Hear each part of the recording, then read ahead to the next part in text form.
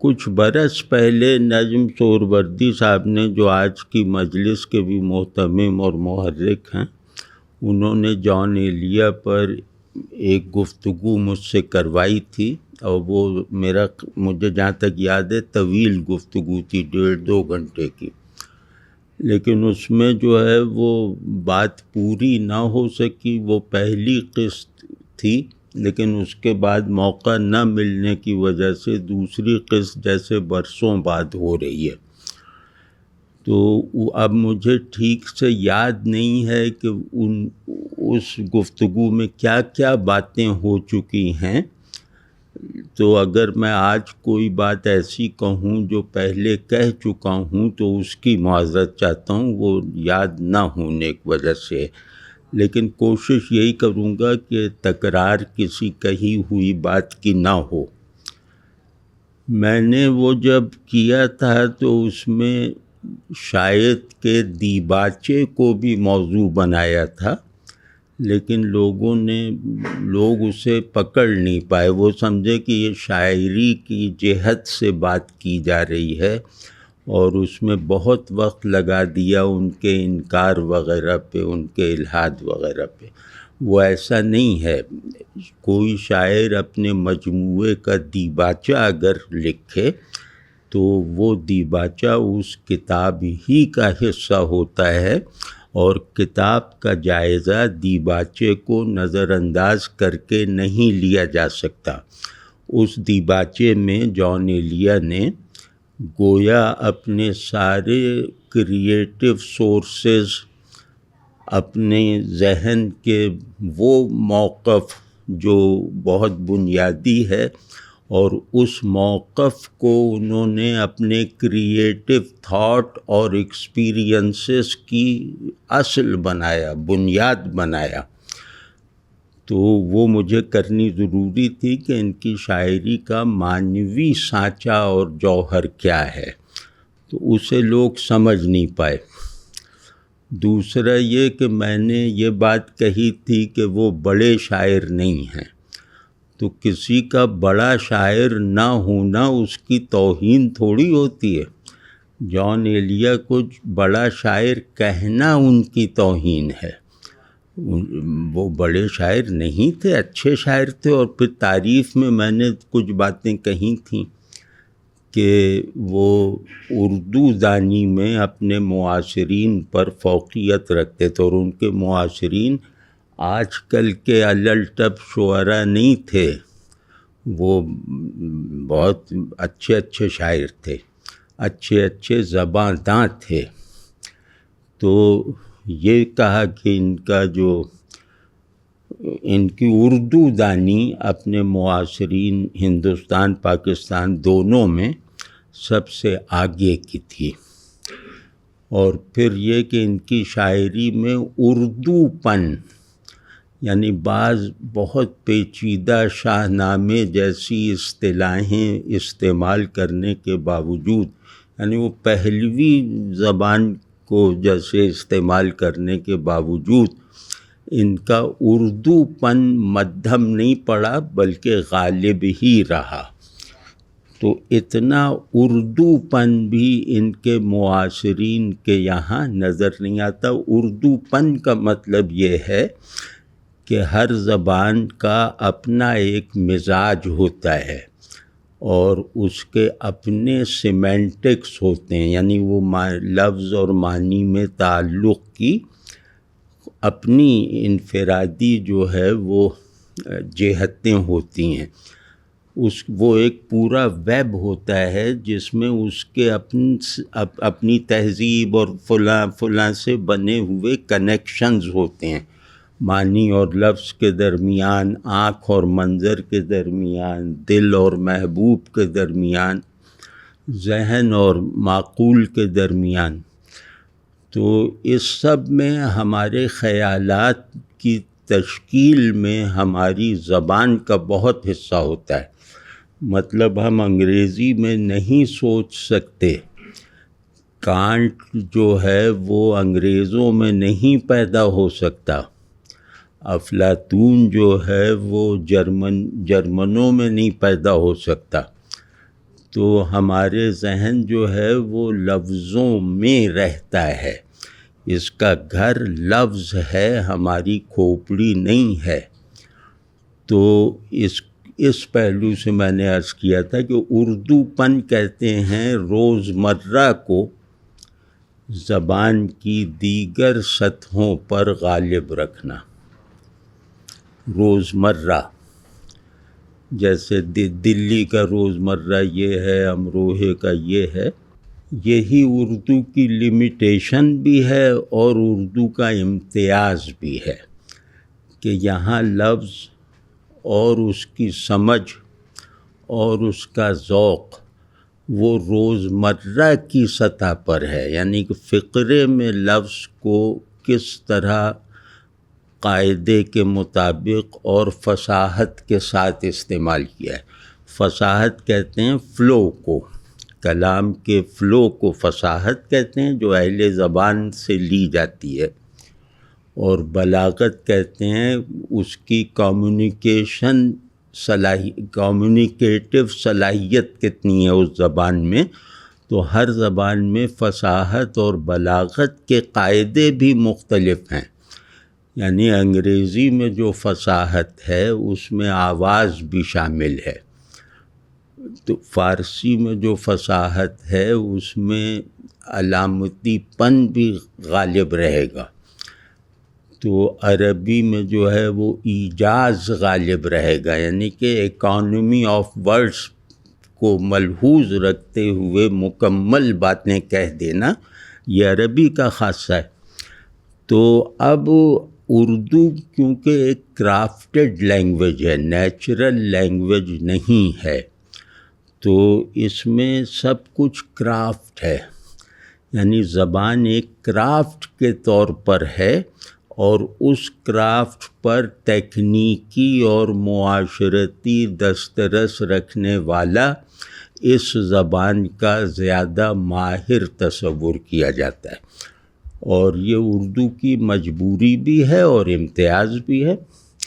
اور یہی وہ مجبوری اگر ہم نے کہا ہے تو وہ ان معنوں میں کہا ہے کہ پیارے صاحب رشید اردو دانی میں علامہ اقبال سے آگے تھے، مطلب یہ ماننا مطلب اردو داں لوگوں میں، اہل زبان لوگوں کے معیار کے مطابق پیارے صاحب رشید جو ہیں وہ اقبال سے بڑے اردو داں تھے، قواعد بھی زیادہ جانتے تھے اور لفظ کے روزمرہ استعمال کو بھی اچھی طرح جانتے تھے۔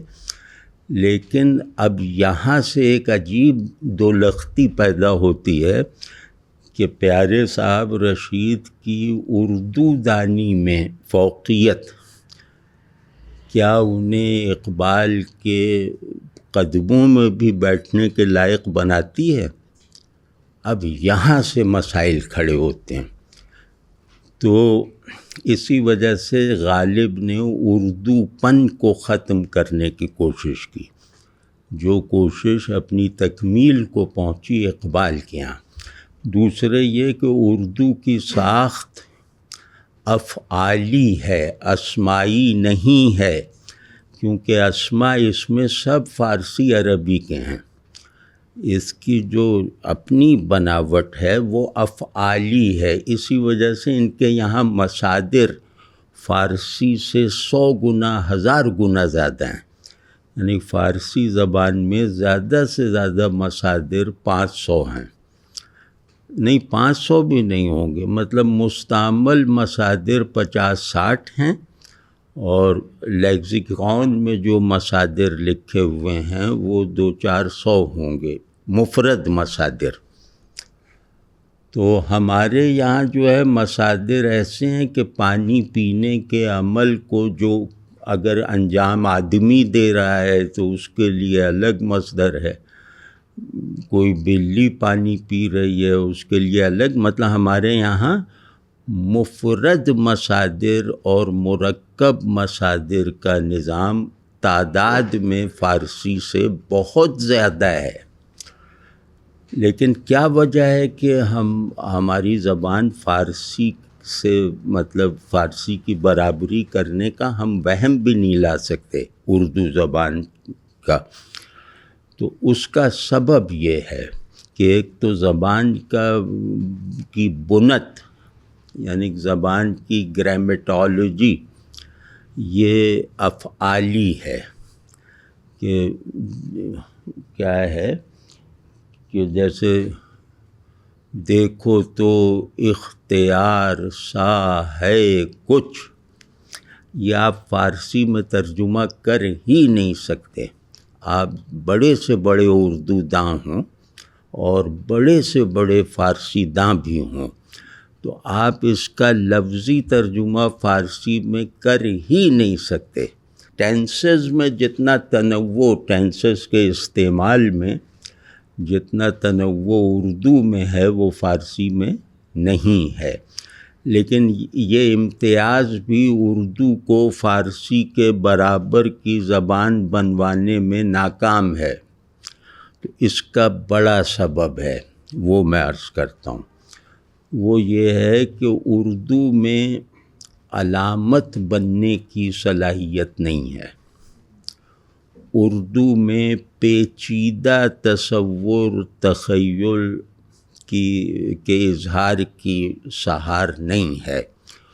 اردو میں ہائیلی پنکچویٹڈ فقروں کی گنجائش نہیں ہے. تو یہ سیدھا سیدھا فقرہ لکھنا ہے اور اس کے بعد اردو میں بلند معانی کا ظرف بننے کی اپنے طور پر استعداد نہیں ہے. اردو میں کسی بھی بڑے علم کا ترجمہ نہیں کیا جا سکتا. یہ واقعی باتیں میں کر رہا ہوں تو وہ ابھی پتہ چلے گا کیوں کر رہا ہوں، پھر آپ لوگ شاید خوش یا ناراض ہوں. تو جان ایلیا بھی اردو دانی کی اسی سطح پہ تھے جس سطح پہ مصفی اور پیارے میاں رشید، پیارے صاحب رشید تھے. جان ایلیا کے یہاں اسی وجہ سے استعارے کا پیچیدہ استعمال اور علامت کو برتنا، لفظ کو علامت بنانا، وہ کہیں نظر نہیں آئے گا. مطلب ان کے جیسا ہم اقبال کے یہاں علامتیں دکھا سکتے ہیں نا، شاہینوں کوئی 10 سے زیادہ علامتیں ہیں، تو وہ علامت کا کوئی بھی پرچھائی ان کے یعنی کہ سمبولزم ان کے یہاں نہیں ہے اردو پن کی وجہ سے، جیسے مصفی کے یہاں بھی نہیں ہے تو، یا جیسے مطلب انیس کے یہاں بھی نہیں ہے. جس نے بھی اپنا پورا کریٹو محور اردو پن کو بنایا ہے نا، وہ اچھا شاعر ہوگا، بڑا شاعر ہو سکتا ہے. لیکن یہ کہ اس کے یہاں سمبلزم نہیں ہے. اور سمبلزم کے بارے میں ہم آپ سب جانتے ہیں کہ یہ ذہن اور ذہن کے موضوع کو دونوں کو بیک آن بلند کرتا ہے. سمبلزم چھوٹے کو بڑے سے منسوب رکھتا ہے، وہ گھٹیا کو اعلیٰ سے جو ہے وہ نسبت میں جوڑے رکھتا ہے، اور وہ گھٹیا کے جواز کو جو ہے اس کا احترام کرتا ہے اس کی نسبت دیکھتے ہوئے وغیرہ وغیرہ. تو وہ میٹا فزیکل اپروچ کے بغیر آ نہیں سکتا. تو یہ جو جان ایلیا کی مجبوری، ایک تو ان کی زبان اور اس زبان سے میں ان کا ڈھل جانا ہے، اور دوسری مجبوری یہ ہے کہ وہ ابہام اور کنایہ پہ تو مہارت رکھتے ہیں کہ وہ بات لپیٹ کے بیان کرنا، وہ بہت مہارت ہے جان ایلیا کی، اور کنایتاً بتانا اس میں بہت مہارت ہے. لیکن وہ شرارتی لوگوں والی مہارت ہے کہ منفی بات کہو، چڑھانے والی بات کہو، نفرت کی بات کہو، اور ایسے کہو کہ وہ سامنے والا سمجھ نہ پائے کہ یوں جو تکتا ہے آسمان کو تو کوئی رہتا ہے آسمان میں کیا. تو اب یہ جیسے ایک عید کا چاند دیکھنے کا اشتیاق رکھنے والے لڑکے اور اس شعر کا محرک بننے والے ذہن میں کوئی فرق نہیں ہے. تو میں مطلب یہ وہ شاعر کی حیثیت سے کیا خرابی ہے، لیکن میری درخواست یہ ہے کہ آپ جان ایلیا کو پہلے لمٹ کریں، یعنی محدد اگر نہ ہو تو شے معلوم نہیں ہو سکتی. محدد کا مطلب ہے اس کا ڈیٹرمنر اگر نہ ہو، اس کے حدود نہ بنے ہوں. محدد کہتے ہیں ڈیفائنر کو. تو وہ نہ ہو تو شے معلوم نہیں ہو سکتی، شے موجود نہیں ہو سکتی. تو جان ایلیا کو پڑھتے وقت پہلے ان کی جو ہے وہ ان کو ایک ڈیفینیٹو باؤنڈری بنانی چاہیے تاکہ ہم درست زاویے سے ان کو دیکھ سکیں. وہ زاویہ یہ ہے کہ ان کی زباں دانی افعالی ہے، اسمائی نہیں ہے، وہ اردو کی مجبوری ہے. اور دوسرے یہ کہ ان کے سیمینٹکس جو ہیں، یعنی شعر میں معنی آفرینی کا ایک عمل ہوتا ہے نا، ان کے یہاں معنی آفرینی سرے سے نہیں ہے. وہ معنی آفرینی اسما پر بیسڈ ہوتی ہے. اب یہ سب جانتے ہی ہوں گے انشاءاللہ کہ شاعری میں مضمون کی جہت سے دو اصطلاحیں استعمال ہوتی ہے، ایک مضمون بندی اور دوسرے معنی آفرینی. ان دونوں میں بہت فرق ہے. مضمون بندی افعالی ہوتی ہے، وہ پورے شعر میں پھیلی ہوئی ہوتی ہے، اور معنی آفرینی اسمائی ہوتی ہے. اس میں ایک کلیدی کلمہ ہوتا ہے اس شعر میں، جو کہ وہ شعر جو ہے وہ اس کے لیے وہ گویا سپرا ڈاٹ بن جاتا ہے، بگ بینگ کرواتا ہے. تو وہ لفظ مرکزی لفظ لکھنا یہ جان ایلیا کے یہاں ناپید ہے. مطلب یہ نہیں کہ مغلوب ہے، یہ ناپید ہے. اور یہ ہر اس شاعر میں ناپید ہے جو دبستان امروہہ، دبستان لکھنؤ وغیرہ سے نسبت رکھتا ہو، اور جو اردو کی مجبوریوں کو توڑنے میں اقبال اور غالب کی طرح کامیاب نہ رہا ہو. تو ہمیں مطلب ہماری نظر میں اس سے کوئی فرق نہیں پڑتا. شعر کے اس بنیاد پہ شاعری بری نہیں ہوتی، لیکن اس وجہ سے شاعری بڑی نہیں ہو پاتی. بہت اچھی شاعری ہوگی، بہت پرلطف ہوگی، بہت بعض نئی کیفیتیں ہوں گی، بہت سارے نئے مضامین ہوں گے، مضامین کے یہ چیمپئن ہیں، لیکن معنی نہیں ہوں گے، معنی آفرینی نہیں ہوگی. اور ان کا جو ذہن ہے، یعنی شعر میں مضمون بنانے والا ذہن، وہ نثری ترتیب رکھنے والا دماغ ہے. اس کا اظہار ان کی نظموں سے ہوتا ہے کہ جیسے نثر میں دو فقرے جڑے ہوئے ہونے چاہیے، ان میں ایک منطقی ربط ہونا چاہیے، نحوی ربط ہونا چاہیے. ان کی نظمیں بالکل جیسے منظوم نثر ہیں اعلیٰ درجے کی. یہ نہیں مطلب منظوم نثر آزاد انصاری ایک اچھے شاعر گزرے ہیں، وہ بہت زبردست، شاد عارفی ہیں وہ بہت زبردست. تو ان کا ذہن جو ہے نا وہ مرتب ہے مضمون بندی میں، اور تخریبی ہے معنی آفرینی میں. یہ مضمون جب تعمیر کرتے ہیں نا تو اینٹ پہ اینٹ رکھتے چلے جاتے ہیں، لیکن چھت بنانے والی سیڑھی نہیں ہے ان کے پاس کہ وہ چھت بنا دیں. یعنی مضامین کی کثرت کو ایک معنوی وحدت دے دیں.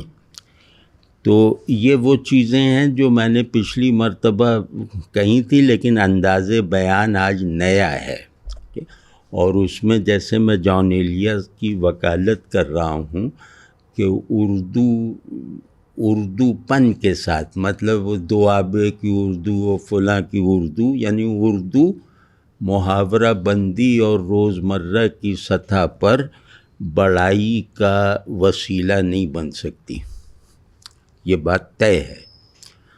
تو اب ہم بھی اردو کے اہل زبان ہیں، لیکن ہمیں کوئی گہری بات اپنی دانست میں کوئی پیچیدہ بات کہنی ہو تو دوسری زبان کے لفظوں کا سہارا لینا پڑتا ہے، یا اردو کے سادہ لفظوں میں بھی کہیں تو لوگ کہتے ہیں تو بڑا دشوار، بڑی مشکل ہے، حالانکہ ان میں کوئی لفظ مشکل نہیں ہوگا، لیکن چونکہ اردو کا مزاج ایسا ہے نا کہ یہ کہیں گے نہیں گنجلک بات ہے۔ گنجلک یہ لوگ کس کو کہتے ہیں؟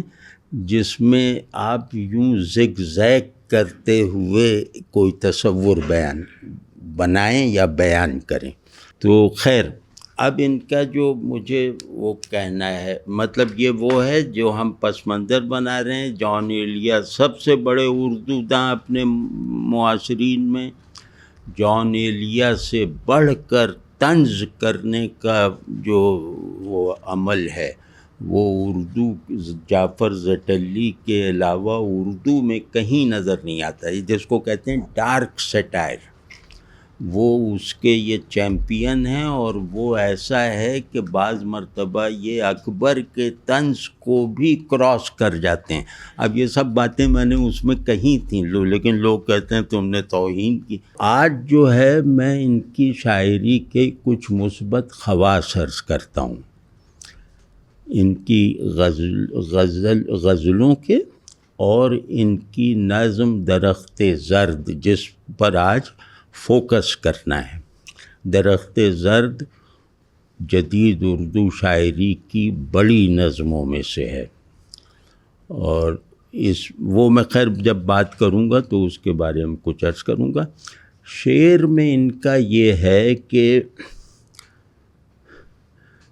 جیسے ایک آدمی ڈرنے کی مشق کرتا رہے کہ مجھے ڈر لگ رہا ہے، مجھے ڈر لگ رہا ہے، مجھے ٹی بی ہے، مجھے ٹی بی ہے، تو وہ بعد میں ہو بھی جاتی، مطلب اس طرح کی کہ ٹی بی ہوئے بغیر وہ ٹی بی کے بڑے تجربوں سے گزرتا ہے جو ٹی بی کے مریض نہیں گزرتے۔ تو جان ایلیا نے ایک پرفارمر بننا قبول کر لیا تھا، جو راحت اندوری ایسے شاعروں کی جو مقبولیت کا سبب ہے، جان ایلیا اس کے سرگروہ ہیں ان پرفارمنگ آرٹسٹ کے۔ تو انہوں نے عجیب و غریب تماشے کیے، اور جب یہ وہ آنا نا کیا نام ہے سوشل میڈیا ویڈیوز یہ وہ، تو آج کل ظاہر ہے کہ ہر آدمی کو جو ہے وہ یوں کہہ لیں کہ ہر آدمی کلٹ آف اگلی نیس میں گھرا ہوا ہے۔ اس وقت کلٹ آف اگلی نیس جو ہے وہ قانون ہے نوجوانوں کا،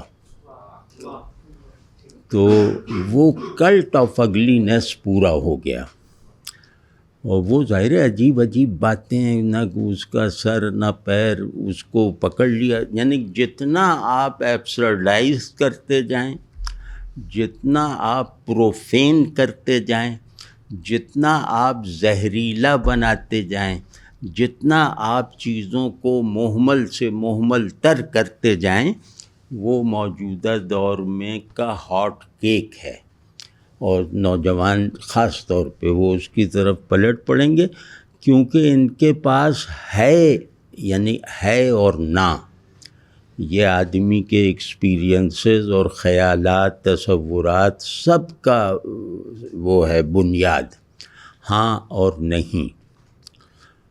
تو ان بیچاروں کے پاس ہاں کی صورت میں بس موبائل فون ہے، اور نہیں یہ کہہ نہیں پاتے، مطلب ان کے اندر نہیں ہے، ان کے اندر نالائقی کی وجہ سے چیزوں سے محرومی ہے، تو اب اس محرومی کا قلق بھی نہیں ہے، تو یہ کہتے ہیں یار نہیں ہم پر بلا وجہ لادا جا رہا ہے، ابا کہہ رہے ہیں یہ نہ کرو، استاد کہہ رہا ہے کہ وہ نہ سوچو، تو انہوں نے کہا کہ بس ایک ریلا آئے نہیں کا، وہ جیسے لینڈ سلائیڈ ہوتی ہے نا، تو بس وہ کچھ ایک پتھراؤ سا ہو جائے کہ یہ ہاں کہنے والے سب اس میں دب کے مر جائیں، تو وہ انہوں نے جان ایلیا میں دیکھ لیا کہ ایک بے سر و پا نہیں، ایک انارکزم، ایک کڑوا نیہلزم، یہ سب ان کے ہاں ہے اور بہت زبردست ہے۔ انہوں نے کہا بس یہ آدمی اچھا ہے، یہ نشے میں بال ہلاتا ہے اور اس میں کالا چشمہ پہن کے یہ کوئی جدید ملنگ ٹائپ کا ایک تصور باندھ لیا، اب جو یہ کہہ رہا ہے وہ میرے احساس محرومی کے فقدان کا ازالہ کر رہا ہے۔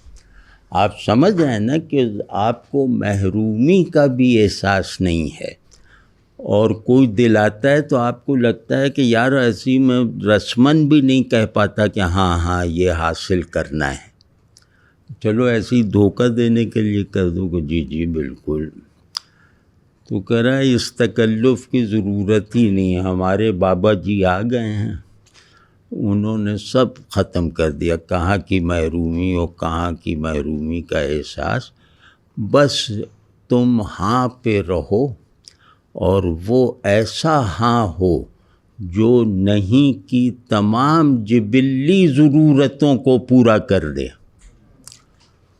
تو جبلتوں کی آزادی ذہن سے منقطع ہو کر، وہ آج کل کا جیسے ایک رواج ہے، اس کی جیسی تسکین جان ایلیا نے کی ہے، ہماری روایت میں دوسری مثال نہیں ہے۔ اور یہ اگر آپ شاعری پر بات کر رہے ہیں نا، شعری روایت پر، تو یہ بہت امتیاز اور انفرادیت کی بات ہے، کیونکہ نقشہ جو بنائے گا آرکیٹیکٹ، وہ مسجد کا اگر اس نے کمتر بنایا، شراب خانے کا اچھا بنایا، تو آرکیٹیکچر میں شراب خانے کو بہتر کہا جائے گا نا آرکیٹیکچر کی روشنی میں۔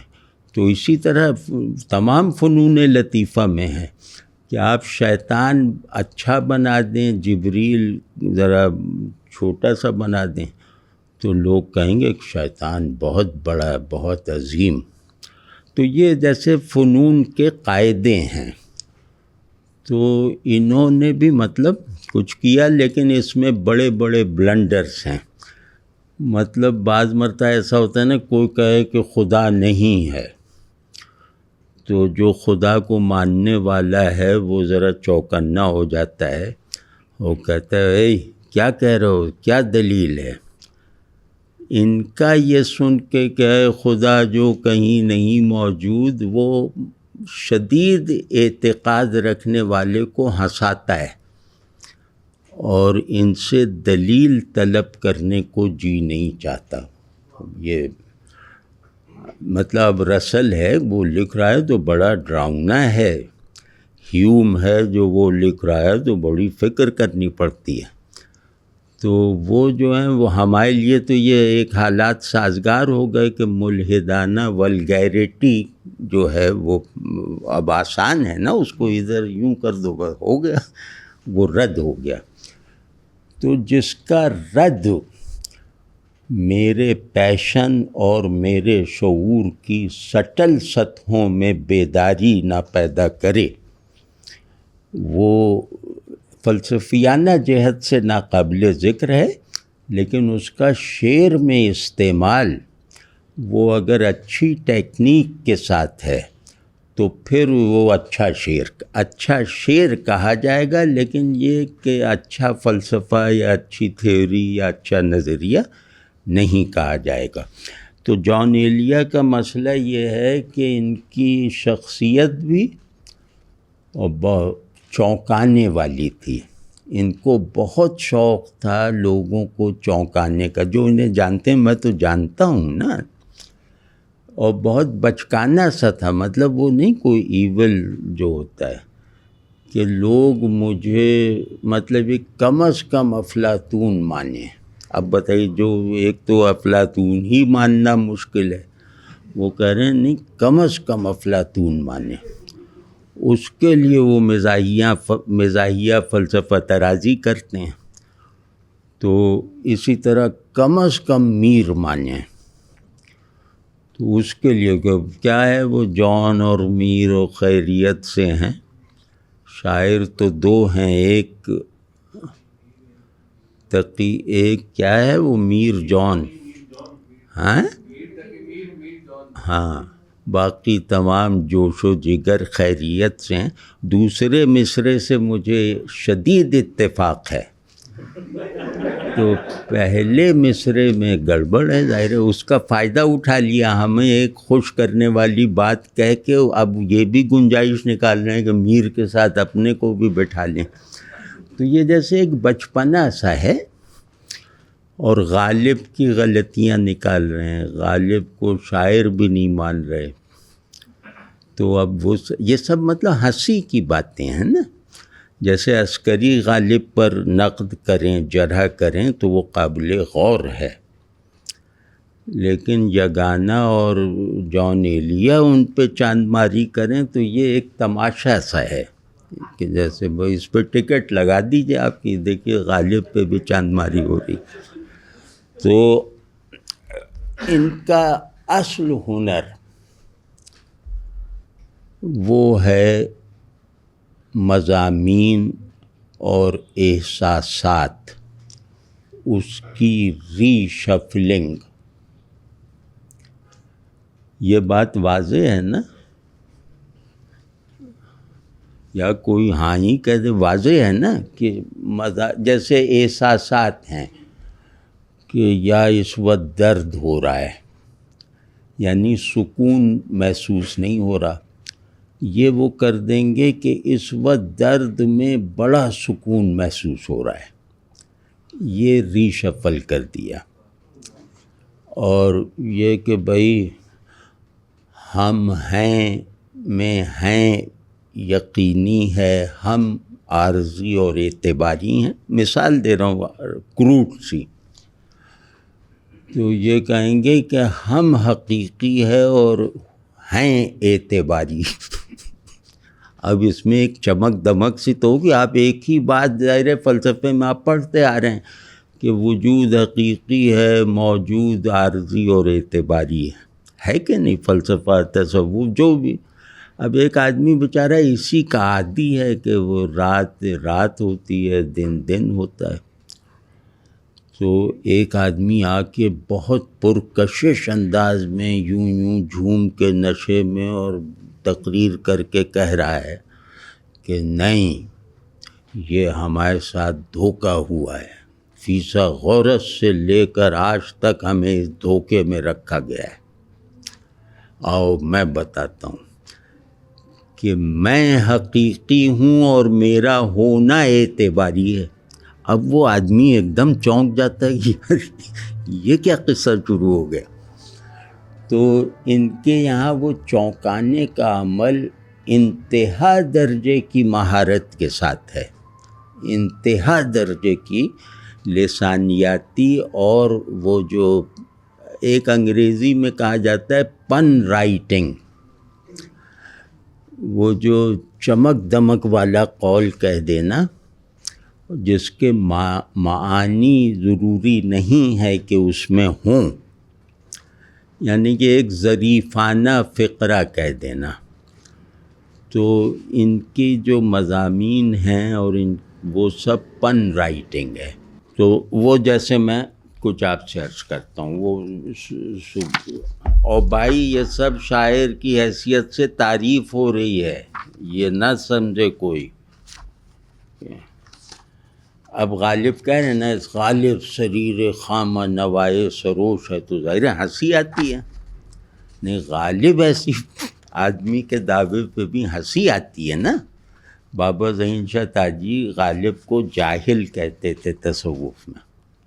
وہ کیا ہے غیب غیب جس کو سمجھتے ہیں ہم شہود. اس پر بابا نے ظہین شاہ صاحب نے جو مذاق اڑایا ہے نا، بس غیب غیب جو ہے نا وہ غیب الغیوب وغیرہ کی اصطلاحوں کو انہوں نے پروفین کر کے ایک مذاق سا بنا دیا کہ شہود وہ ہے جو غیب نہیں ہے. تو انہوں نے کہا یہ غیب غیب ہے. عجیب عجیب وہ ہے. تو وہ ہاں خیر وہ اور ہاں دوسرے ابھی کہتا جاؤں، دوسرے ان کی سینسوس پوئٹری جو ہے جس میں یہ اپنی مردانگی وغیرہ ایسی ظاہر کرتے ہیں کہ مطلب یہ ہر جگہ محبوب ہیں اور ہر جگہ حاکم ہیں. حاکم بائیولوجیکلی حاکم ہے کہ کیا دیر سے آزاد کروں گا تجھ کو فلاں. تو جو انہیں جانتا ہے اس کے لیے ایک لجلجہ ایروس ہے. آپ سمجھیں نا، ایک ایسی بڑک ہے. تو اور وہ پورا یعنی بائیولوجیکل ہائرارکی کو توڑتا ہے نا. اگر آپ بائیولوجیکل معیارات پہ مردانگی رکھتے ہیں تو بائیولوجیکل جو پولیرٹی ہے اس میں قائم قوانین کا بھی لحاظ رکھیں گے نا. تو یہ کہتے ہیں نہیں، سب کچھ اس کا کام ہے کہ وہ مجھ سے تسکین حاصل کرے، اور میرا کام یہ ہے کہ اینڈ لیس تسکین خیرات کی طرح اسے فراہم کروں محبوب کو. تو ایک عجیب آپ سمجھے نا. اور وہ جو بڑی شہوانی قسم کے ان کی امیجز ہیں وہ سب کی سب کتابی ہیں. تو یار اب کوئی آ تو نہیں رہا نا. ہاں مطلب یہ جو امروہے کے دبستان میں جیسے جس میں بنا ڈالی مصحفی نے ایک مضمون کی، وہ ہے انتہائی جسمانیت. تو وہ جیسے کہ جی رکھا ہے ٹھور ہم کو کوہروے کے رقص نے، کہ کولہا کہیں کو جائے تھا اس کا کمر کہیں. اب یہ جو ہیں یہ ٹھور ہوئے بغیر اس روایت کو نبھا رہے ہیں. مطلب ان کی وہ جو معاملہ بندی کی شاعری ہے نا وہ اس درجے سے اوپر نہیں ہے. اور شعر وہ استادانہ ہے مصحفی کا. اب کوئی کہے کہ بھائی شعر چست ہے تو ہم مطلب دل پہ پتھر رکھ کے کہیں گے کہ ہاں استادانہ شعر ہے. وہ جو ہے نا کہ مفکر یا عارف یا بہت بڑا ذہن ہونے کا وہ جو ہوتا ہے نا، وہ دیکھیے کہ جیسے بھائی میری جگہ یہ نہیں ہے یہ کرار نوری وغیرہ کے ساتھ، میری مجلس تو افلاطون کی اکیڈمی ہے، زینوں کا کمرہ ہے. تو وہ دیکھیے کیسے کرتے ہیں. جیسے بہت مشہور ہے مطلب، اور بہت اس پر مطلب فخر کیا جاتا ہے ان شعروں پر کہ حاصل کن ہے یہ جہان خراب، یہی ممکن تھا اتنی اجلت میں، طنز میں اس کے برابری کرنے والا شعر نہیں ڈھونڈا جا سکتا. طنازی میں یہ بے مثل شعر ہے، مطلب اس میں کوئی شبہ نہیں. لیکن یہ اس کے پیچھے ایک شریر مفکر بیٹھا ہوا ہے جو فیسا غورس کے ساتھ بیٹھنا اپنی توہین سمجھتا ہے. اب اس لہجے میں یہ کہا جا رہا ہے حاصل کن ہے یہ جہان خراب، یہی ممکن تھا اتنی عجلت میں. اب وہ خیر کن کی آواز کو اس پہ میں نے بات کی ہے. اب دیکھیے یہ قطع بند بنایا ہے نا غزل میں کہ پھر بنایا خدا نے آدم کو، یعنی دنیا بنا دی، آدم کو بنایا اپنی صورت پہ، ایسی صورت میں،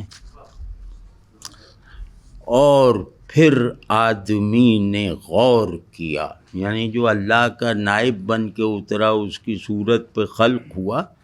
اب اس نے دیکھیے کیا شان دکھائی اور کیسا کارنامہ انجام دیا اور نیابت الہیہ کا حق ادا کیا کہ اور پھر آدمی نے غور کیا چھپکلی کی لطیف صنعت میں.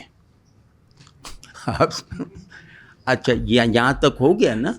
آپ محب عارفی صاحب کی ایک نظم ہے جراثیم کی مناجات، وہ پڑھ کے دیکھیے، مضمون اسی سے ملتا جلتا ہے، لیکن آپ پتہ چل جائے گا کہ شعری تفکر کسے کہتے ہیں یا فلسفیانہ شاعری کیا ہوتی ہے. تو اے خدا جو کہیں نہیں موجود، کیا لکھا ہے ہماری قسمت میں.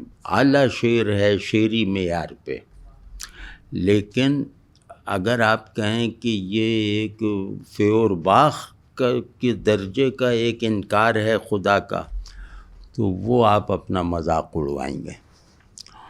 تو اسی مطلب یہ کہ جو التباس پیدا کرنے کا عمل ہے نا، پرفارمر کی سب سے بڑی کامیابی یہ ہے کہ وہ التباس پیدا کرتا چلا جائے، وہ روپ دھارتا جائے اور اس طرح دھارتا رہے کہ جو آج کل کے جو بڑے بڑے شاعر ہیں وہ مان لیں. کیونکہ آج کے آدمی کی آنکھیں جمال کی قدر پہ نہیں ہیں، آج کا ذہن جو ہے وہ حق کی اساس پہ نہیں ہے، آج کی طبیعت خیر کے پیراڈائم میں نہیں ہے، تو جو چاہے اڑاتے جاؤ. تو ہاں یہ جو ہے نا، ابھی سناتا ہوں بڑے دلچسپ اور اچھا شعر وہ سناؤں گا جو شعری حیثیت سے اچھے شعر ہیں، قابل انتخاب ہیں. تو اب بھائی میں یہ بار بار کہتا جا رہا ہوں کہ شاعر ہم انہیں مانتے ہوئے یہ سب کہہ رہے ہیں. ہاں یہ دیکھیے انہوں نے ایک پیراڈاکس پیدا کیا ہے، وہ سن لیا کہ بھئی لوگ پیراڈاکسز میں بات کرتے ہیں، بڑے عارف اور فلسفی. اب دیکھیے وہ پیراڈاکسیکل اسٹرکچر جو پائتھاگورین ہے، جو اکبرین ہے، ابن عربی وغیرہ کا ہے، پلاٹائنس کا ہے، اس کی کیا گت مچائی جا رہی ہے. شعر سب اچھے ہیں کہ جانے یہاں ہوں، جانے یہاں ہوں میں یا میں، پیراڈاکس پیدا کرتے ہیں میں یا میں، مطلب وحدت محض کو کثرت کردار بنا دیا نا، آبجیکٹیفائی کر دیا سبجیکٹو وحدت کو. تو جانے یہاں ہوں میں یا میں، اپنا گماں ہوں میں یا میں. ابھی میں یا میں کی کسی طرح کی کوئی لاجیکل، فلاسفیکل، امیجنل ماہیت پتہ ہی ہاتھ ہی نہیں لگتی. تو وہ اس طرح کا ایک جو ایبسرڈٹی ہے نا، اس میں یہ ایک کشش پیدا کر دیتے ہیں، اور یہ معمولی بات نہیں ہے کہ ایبسرڈٹی میں ایک کشش پیدا کرنا اور اس کے ذریعے سے اناڑی پڑھنے والوں کو یہ باور کروا دینا کہ اس سے بڑھ کر تو حقیقت انا میں نے کبھی سنی نہیں. تو جانے کون تھا، اب وہ کو بھی لپیٹ میں لے لیا کہ جانے کون تھا وہ یا وہ. اچھا یہاں یا قابل فہم ہے کہ وہ یا وہ اشارہ بدل جاتا ہے، لیکن انہوں نے وہ یا وہ اور میں یا میں کو ایک سکیل پہ کیا. اور جانے کہاں ہوں میں یا میں، اب میں آپ کہیں کہ جانے کہاں ہوں میں یا میں، بس یہ ہے کہ آپ یوں کر کے میں کہیں اور یوں کر کے میں کہیں، بس یہی اس کی معنوی پونجی ہے کہ اور میں جو ہوں حیرت کا سما، میں جو ہوں ایک حیرت کا سما، کیا وہ سما ہوں میں یا میں آگ میرے ہونے کی آگ۔ اب آپ غور کر رہے ہیں نا کہ یہ جیسے گوتم بدھ بول رہے ہیں، آگ میرے ہونے کی آگ، تیرا دھواں ہوں میں یا میں۔ تو لہجہ وہ ہے، مطلب گوتم بدھ کا لہجہ ہے، شنکراچاریہ کا لہجہ ہے، لیکن بس جیسے وہ معین اختر کرتے تھے نا، بڑے بڑے لوگوں کی نقل اتار لیتے تھے تو آپ پہچان نہیں سکتے تھے کہ اس کی آواز نہیں ہے۔ بس یہ ہمارے فلسفے میں معین اختر ہیں، جہاں یہ مجھ میں اور یہ سب مجھ کو جو میں کو جہاں یہ موضوع بناتے ہیں، وہاں مطلب یہ کہ جاننے والے کے لیے فرحت کا سبب بن جاتے ہیں، نہ جاننے والے کے لیے دعوے کا سبب بن جاتے ہیں، نہ جاننے والے کو آمادہ پیکار کر دیتے ہیں اور جاننے والے کو ہنسا دیتے ہیں۔ مطلب ہنسنا بھی بہت ضروری چیز ہے۔ دیکھیں کتنے بڑے لفظ ہیں، اتنا خالی تھا اندروں میرا، یعنی باطن اتنا، اب کوانٹیفائی کر رہے ہیں اور انتہائی آخری حد تک کوانٹیفائی کریں گے اتنا کو، وہ اتنا خالی تھا اندروں میرا، کچھ دنوں تو خدا رہا مجھ میں۔ اب سب کہیں گے واہ واہ واہ واہ، خدا کو گویا نوٹس دے کے نکال دیا یا اس کو پناہ دے دی تھی، تو ٹھیک ہے نا۔ اب دیکھیں لفظ بڑے بڑے اور معنی کے جیسے یہ ہیں، مطلب معنی یہ ہیں، تو بڑے لفظوں کا مضحکہ خیز استعمال اس کے یہ چیمپئن ہیں، اور اس کا شاعری پہ کوئی اثر نہیں پڑتا۔ بیرون ذات، یہ بیرون ذات اندرون ذات ان کے اسماء اعظم ہیں۔ بیرون ذات کیسے ہے صد ماجرا فروش، اب دیکھ کیسا آہنگ ہے ماشاءاللہ۔ بیرون ذات کیسے ہے صد ماجرا فروش، وہ اندرون ذات جو اندر ہے گم یہاں۔ اس کا کوئی مطلب اگر مجھے بتا دے تو وہ مطلب کوئی بھی، یہ فلسفے والے بیٹھے ان سے پوچھئے، وہ اندرون ذات جو اندر ہے گم یہاں۔ اور لوگ مطلب، اور یہ بہت مقبول شعر ہے، لیکن شعر یہ بہت اچھا ہے، مطلب اس شعریت میں کوئی وہ نہیں ہے۔ اور کس شاہ راہ پر ہوں رواں میں بصد شتاب، کس شاہ راہ پر ہوں رواں میں بصد شتاب، انداز پا درست ہے اور سر ہے گم یہاں۔ مطلب سرکٹے کا سفر جیسے طے ہو رہا ہے۔ وسعت کہاں کے سمت و جہت پرورش کریں، یہ صفحہ وجودی کے بڑے مقامات ہیں نا۔ وسعت کہاں کے سمت و جہت پرورش کریں، بالیں کہاں سے لائیں کہ بستر ہے گم یہاں۔ اب یہ بھی وہی ہے نا، شتر گربا ہیں صفحہ وجود پہ سطریں کھنچی ہوئی، دیوار پڑھ رہا ہوں مگر در ہے گم یہاں۔ مطلب آپ خیر ابھی وہ کچھ اور بھی دیکھتے ہیں۔ ہاں، آسمانوں میں گر پڑے یعنی، شعر بہت اچھا ہے، پھر کہہ رہا ہوں شعر اچھا ہے۔ آسمانوں میں گر پڑے یعنی ہم زمین کی طرف اڑان میں تھے، مطلب الٹا کر دیا، بس ٹھیک ہو گیا سب۔ تو اب آپ یہ بتائیے اس کا کوئی مطلب ہے؟ مطلب ذہن باتوں سے مطلب اخذ کرتا ہے تو اس سے کوئی مطلب اخذ ہوتا ہے؟ یہ شاعر کی حیثیت سے ان کی کامیابی ہے۔ یہ میں پھر کہہ رہا ہوں کہ ایبسرڈائز کر دینا ایک بڑی تخلیقی قوت کا تقاضا کرتے ہیں۔ ہاں، یہ جیسے ایک اور جہت سے کہہ رہا ہوں، مطلب ان کی اوریجنلٹی بھی ظاہر ہوتی ہے اور مطلب ایکسپوز بھی ہو جاتی ہے، خوبی ظاہر ہو جاتی ہے، خامی ایکسپوز ہو جاتی ہے۔ ان کے ہاں یہ عجیب ملاپ ہے ان چیزوں کا۔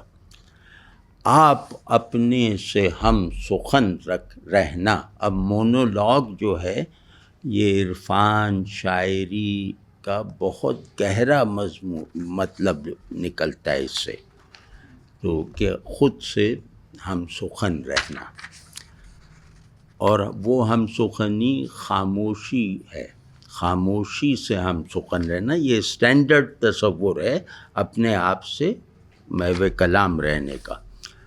آپ اپنے سے ہم سخن رہنا، ہم نشیں سانس پھول جاتی ہے۔ اب بتاؤ، وہ وہاں گہرائی در گہرائی ہے، یہاں وہ کہ اتنا سخن کرنا پڑتا ہے کہ سانس پھول جاتی ہے۔ تو یہ سب جو ہے، لیکن شعر اچھا، یہ ہیں عاشق۔ وہ سیڈزم تو جانتے ہی ہوں گے نا، اور وہ سیڈزم خیالی ہے، یعنی سیڈزم بھی عملی نہیں ہے، کہ ایذا دہی کی داد جو پاتا رہا ہوں میں، یعنی کہ یہ آج کل کی اصطلاح میں بول نہیں سکتا، یہ آج کل کا چلن ہے کہ ایذا طلب کی جاتی ہے عاشق سے، یعنی کہ تھوڑا مار پیٹ یہ وہ۔ تو اب دیکھیے کیا کریں، ایذا دہی کی داد جو پاتا رہا ہوں میں، ہر ناز آفریں کو ستاتا رہا ہوں میں، ہیں؟ اور اے خوش خرام پاؤں کے بتاؤ محبوبہ ہے، اے خوش خرام پاؤں کے چھالے تو گن ذرا، تجھ کو کہاں کہاں نہ پھراتا رہا ہوں میں۔ اب پتہ نہیں کہاں کہاں پھراتے رہے۔ تو وہ تجھ کو خبر نہیں کہ تیرا حال دیکھ کر اکثر تیرا مذاق اڑاتا رہا ہوں میں، اب یہ شعر دیکھیے جو بالکل ایک لجی لبڈو ہے، لبڈو جو سمجھتا ہے وہ فوراً اس کو پکڑ لے گا کہ لجا پن ہے، اس میں کوئی وائٹیلٹی نہیں ہے،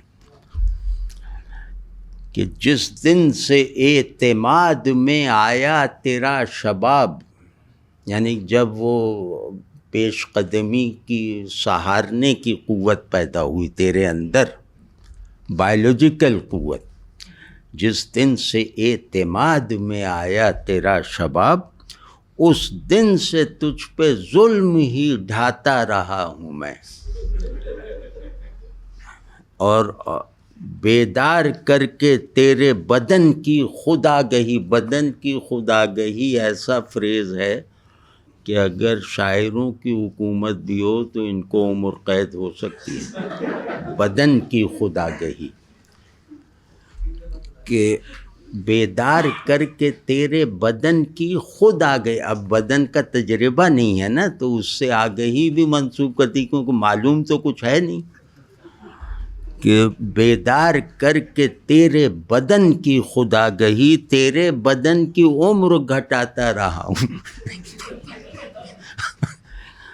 اور ہاں، ایک سطر بھی کبھی نہ لکھی میں نے تیرے نام، ذرا شان دیکھیے آپ کی، جیسے وہ کیا حضرت یوسف اگر نبی نہ ہوتے تو یہ ان پہ سچتی تھی یہ بات، تو وہی بنے ہوئے ہیں نا، یا راجہ اندر وغیرہ۔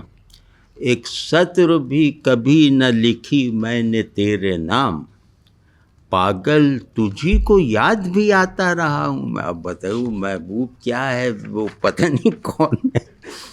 اور ہاں، اپنا مثالیہ مجھے اب تک نہ مل سکا، ذروں کو آفتاب بناتا رہا ہوں میں۔ پلے بوائے ہونے کا جو یہ اپنا ایک تاثر دیتے ہیں نا، اور بہت زیادہ نفسیاتی مسئلہ بھی تھا ان کا، وہ دیکھتے ہیں۔ تنگ آغوش میں آباد کروں گا تجھ کو، تنگ آغوش میں آباد کروں گا تجھ کو، ہوں بہت شاد کہ ناشاد کروں گا تجھ کو۔ فکر ہاں میری، ہاں ذرا دیکھیے یار، او ہو، میری باہوں میں بہکنے کی سزا بھی سن لے، یعنی جو جس کی باہیں اس کام کی ہوتی ہیں وہ اتنا ولگر اظہار نہیں کرتا، جس کی باہیں واقعی آغوش بن سکتی ہوں نا، وہ یہ نہیں کہے گا بھٹکنا، میرے باہوں میں بھٹکنا، سمجھ آئے نا؟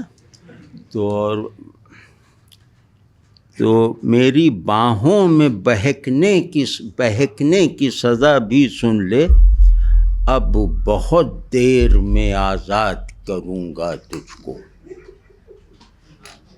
یہ جیسے جنتی مردوں کے لیے جو بشارت آئی ہے نا، وہ ہے یہ کہ اب بہت دیر میں آزاد کروں تو اور ہاں یہ اتنی ہے، ہاں بس یہ تھی۔ اچھا یہ تو چلو ہو گیا، اور شاعری ان میں کم ہے اس طرح کے مضامین کو، یہ جو نرگسیت والے مضامین ہیں اسے بنانے میں جان ایلیا اکثر کامیاب نہیں ہو پاتے۔ نرگسیت فرض کیا نیٹشے میں بھی تھی، اور ظاہر بہت زیادہ تھی، تو اس کی ایک ہومو پڑھیں جو اس نے اپنی سوانح خود لکھی ہے، تو اس کے عنوانات ہیں why I am so great, why I am so powerful, مطلب یہ سب سوالات وہ ہمیں بتا رہا ہے جواب دے کر، تو اس پہ نہیں ہنسی آتی جب وہ کہتا ہے why I am so great, why I am so passionate. ہمیں بھی معلوم ہے کہ وہ مرگی کا مریض تھا اور یہ تھا وہ تھا، اور بائیولوجیکلی جان ایلیا ہی تھا، لیکن جب وہ کہتا ہے why I am so powerful, تو کہتے ہیں ہاں بھائی معلوم ہونا چاہیے، ازراہ کرم بتائیے، مطلب اس سے ہر چیز، ہر دعویٰ میچ کرتا ہے۔ تو لیکن اب جو ہے نا وہ ان کی ذرا ایک میں عرض کرنا چاہتا ہوں، ایک چیز، ایک غزل کا کچھ حصہ سن لیجئے، وہ دہلا دیتا ہے۔ وہ مطلب اردو جیسے تقسیم پہ، یعنی وہاں سے یہاں لوگ آ گئے اور اپنے وطن کو یاد کر رہے ہیں، تو اس پہ کہا جاتا ہے کہ وہ کہ انتظار تھا جس کا یہ وہ سحر تو نہیں، فیض احمد فیض کی جو نظم ہے اس کا شہرہ زیادہ ہے، یعنی بے اطمینانی کا اظہار کرنا آزادی حاصل ہو جانے کے بعد۔ لیکن میرے خیال میں فیض کی نظم جان ایلیا کی اس غزل سے بہت پیچھے ہے، اور بہت پیچھے بھی ہے، بہت نیچے بھی ہے، اور یہ انہوں نے اس کو بالکل ہیومن سچویشن میں رکھا ہے، بالکل سبجیکٹو آرڈر میں بنایا ہے، اور اس میں نہ کوئی پالیٹکس ہے، نہ کوئی خارجی حالات کی نشاندہی ہے۔ یہ ایسا ہے کہ ہم نے جیسے یہاں آ کر خود کو ادھورا کر لیا، اور اب یہ ادھورا پن پورا ہونے کا کوئی امکان نہیں ہے، مطلب اب اس کو پھر سے پورا ہونے کی کوشش کوئی معنی نہیں رکھتی، امکان نہیں رکھتی۔ اب دیکھیے یہ کیا کہہ رہے ہیں، وہ ہے نا کہاں جاؤ گے ہم کہاں جائیں، ہاں ذرا سا بھائی وہ بھی دیکھ لیں یار، ہاں یہ آ گئی۔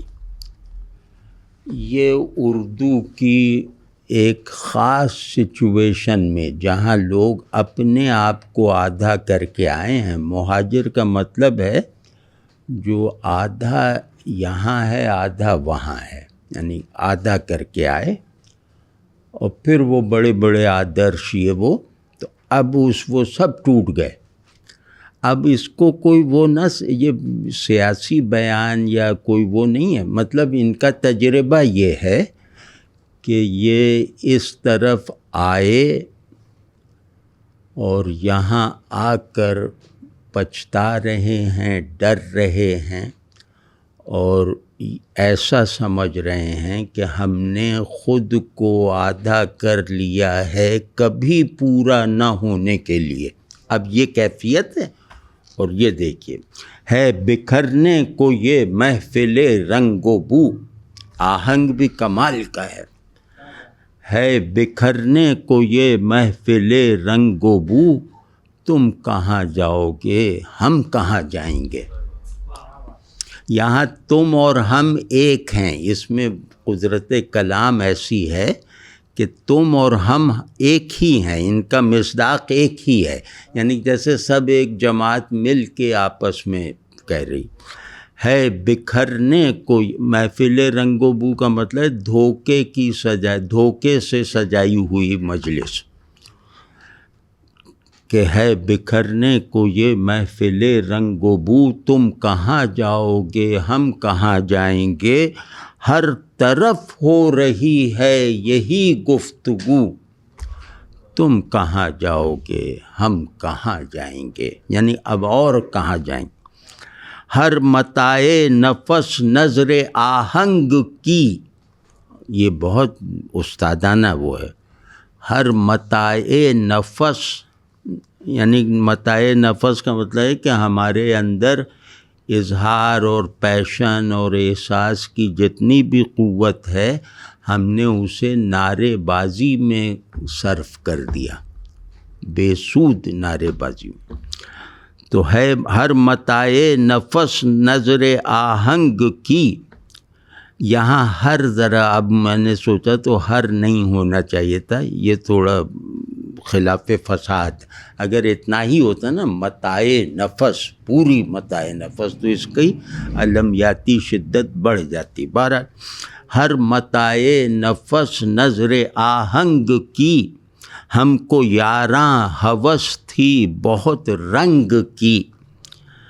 گل زمیں سے ابلنے کو ہے اب لہو، تم کہاں جاؤ گے ہم کہاں جائیں گے.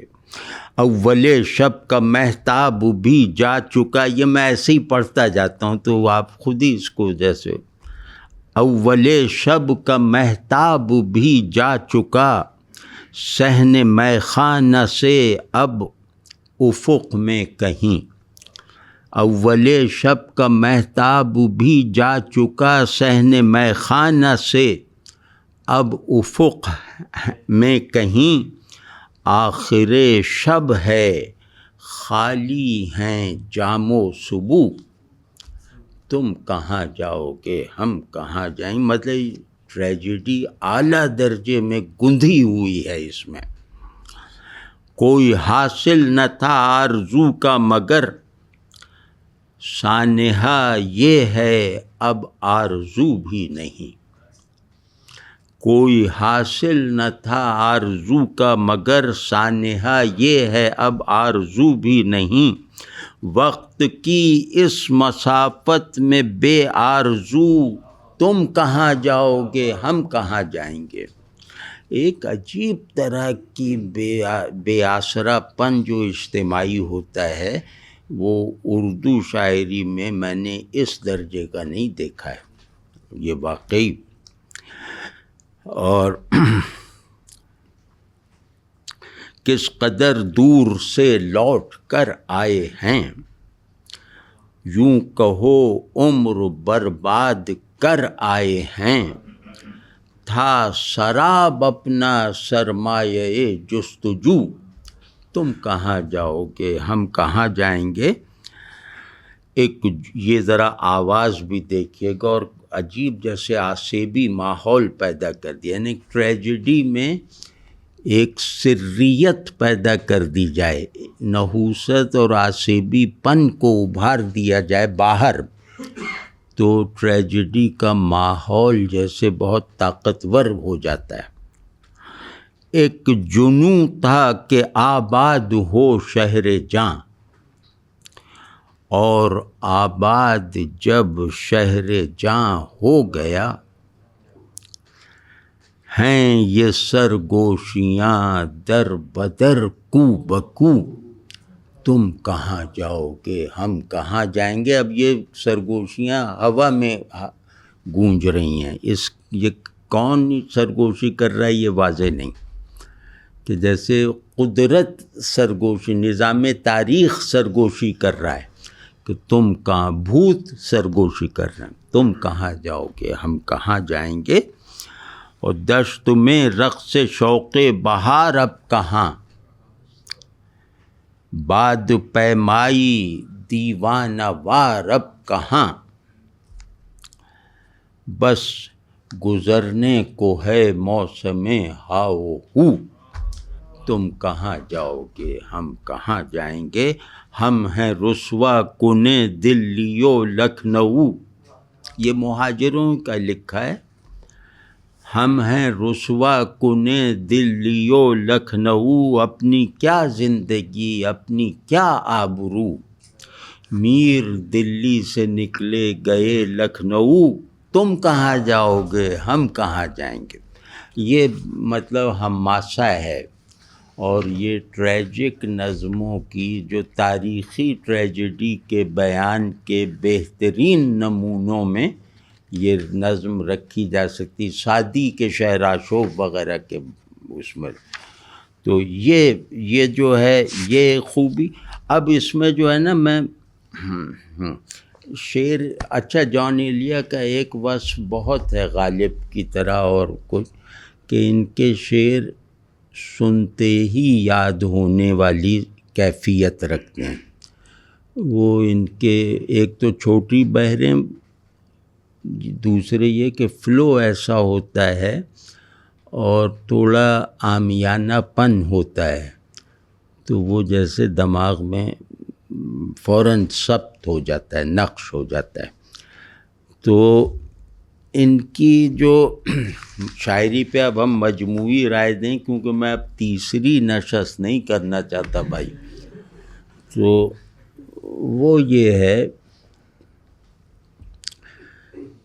کہ یہ ٹریجڈی کا ریپلیکا ہے،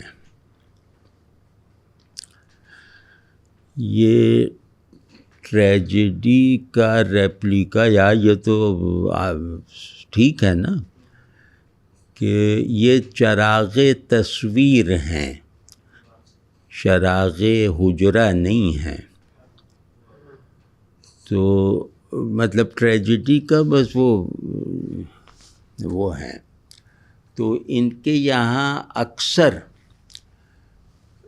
جب ٹریجڈی پرسنل یہ بناتے ہیں تو وہ ٹریجک نہیں ہو پاتی، اس میں لفظ ٹریجک ہوتے ہیں، لیکن ان لفظوں سے ٹریجڈی منتقل ہونے کا ذہنی یا احساساتی جو چینل ہے وہ بند ہوتا ہے۔ تو ایک تو یہ کہ یہ ریپلیکا ہیں تمام بڑے وہ اقدار شعر، اقدار فلسفہ، اقدار عرفان کا۔ تو انہیں اصطلاحیں بہت سارے علوم کی آتی ہیں، اور بس اصطلاحیں آتی ہیں، تو وہ جو ہے وہ سب ہے۔ پھر یہ کہ ٹریجڈی جہاں ان کے اوپر بیتی ہے وہ زیادہ تر مشاہدے کی شکل میں ہے۔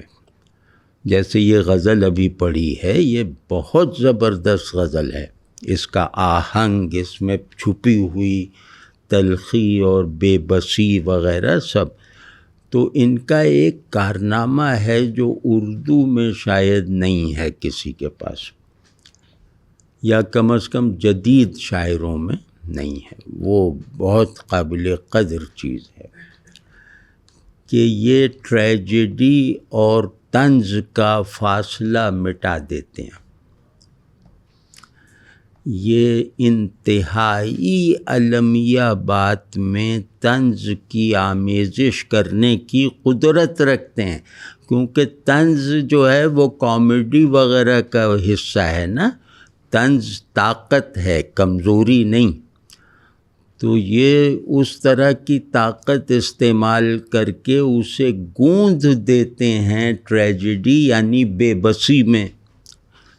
تو یہ کرافٹ میں بہت بڑی بات ہے، لیکن ایسنس میں یہ سنتھیسس نہیں ہے ان کے ہاں، کیونکہ وہ ریپلیکا ہے نا، طنز ان کا حقیقی ہے، ٹریجڈی کرافٹ ہے، ٹریجڈی اسٹرکچر ہے اور طنز جو ہے اس کا ایسنس ہے۔ تو یہ اس میں بہت کامیاب ہوتے ہیں، بہت زیادہ کامیاب ہیں، اور اس میں ان کا کوئی مثیل اور برابری کرنے والا نہیں ہے۔ اور یہ شعری، یہ کوئی ہم مذہب نہیں پڑھ رہے، تصوف نہیں پڑھ رہے، فلسفہ نہیں پڑھ رہے، یہ شعری کمال ہے، اور اس کے سب سے بڑا آدمی ہمارے یہاں غالب ہے۔ واضح ہے نہیں بات کہ چپک رہا ہے بدن پر لہو سے پیراہن، ہمارے جیب کو اب حاجت رفو کیا ہے۔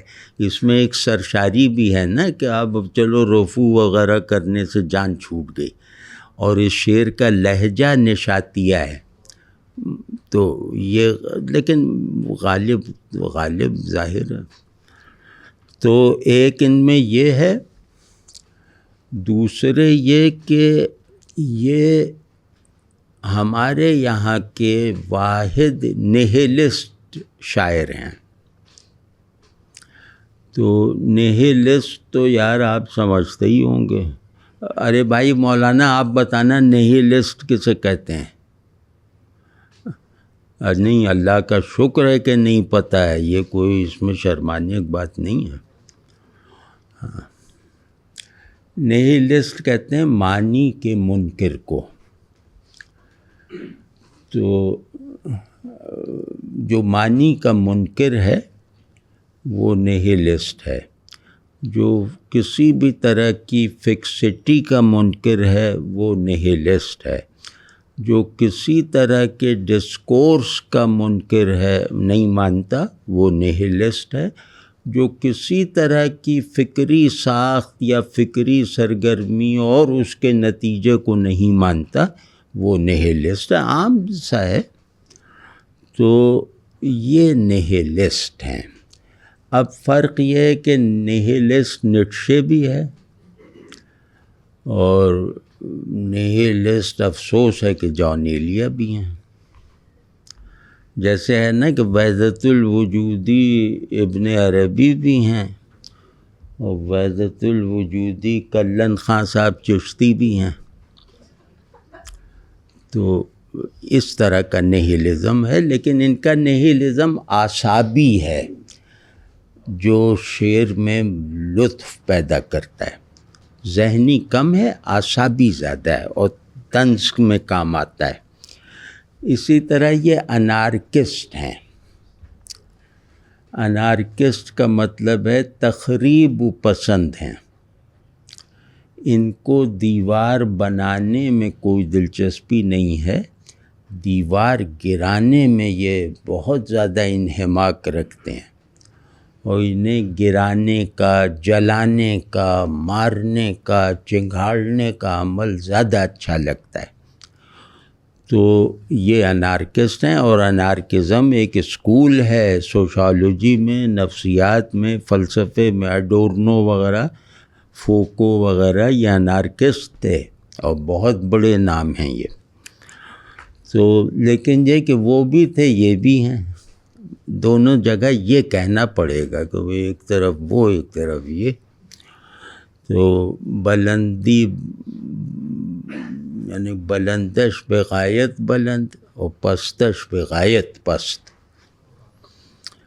تو اسی طرح جو ہے یہ جو مراقی تھے نا، رواقی،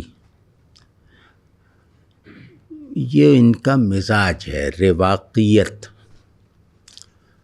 اور وہ رواقیت یہ تھی کہ بس مگن پڑے ہوئے ہیں. تو ان میں بھی وہ تھی اذیت ناکی کی حد تک، اور اس کا اثر ان کے تجربات کی تشکیل میں بہت پڑا ہے. اور سرریلسٹک اپروچ ہے، مطلب اکثر جگہوں پہ جہاں معانی بڑے ہوں نا، وہ مطلب یہ کہ منظر بڑا ہو، معنی بڑا ہو، وہاں یہ سرریلسٹک اپروچ اختیار کرتے ہیں. تو بڑا زبردست، مطلب شعر میں سب کچھ یہ سب خوبیاں ہیں. لیکن اگر آپ پوچھیں کہ یہ کیا وہ آندھرے بریتوں جیسے سرریلسٹ تھے، تو وہ سب ہم سے نہ پوچھا جائے، کیونکہ ہاں انہیں اس پیمانے پہ نہیں پرکھنا چاہیے کہ یہ جو ہیں وہ ثابت کریں کہ ہیں بھی. ظاہر شاعر سے کیا لاجک وغیرہ پوچھنی. تو یہ ان کے مطلب کمالات ہیں. یہ بلا ابہام میں کہہ رہا ہوں کہ یہ جو چیزیں ہیں، یہ نون میم راشد اور یہ جان ایلیا فرق مراتب کے ساتھ، فرق ذہنی کے ساتھ، یہ ان دونوں میں پہلی بار ظاہر ہوئی ہیں. اور جان ایلیا کے یہاں زیادہ تسلسل، زیادہ قطعیت سے ظاہر ہوئی ہیں، اور ان سے ہماری روایت خالی تھی.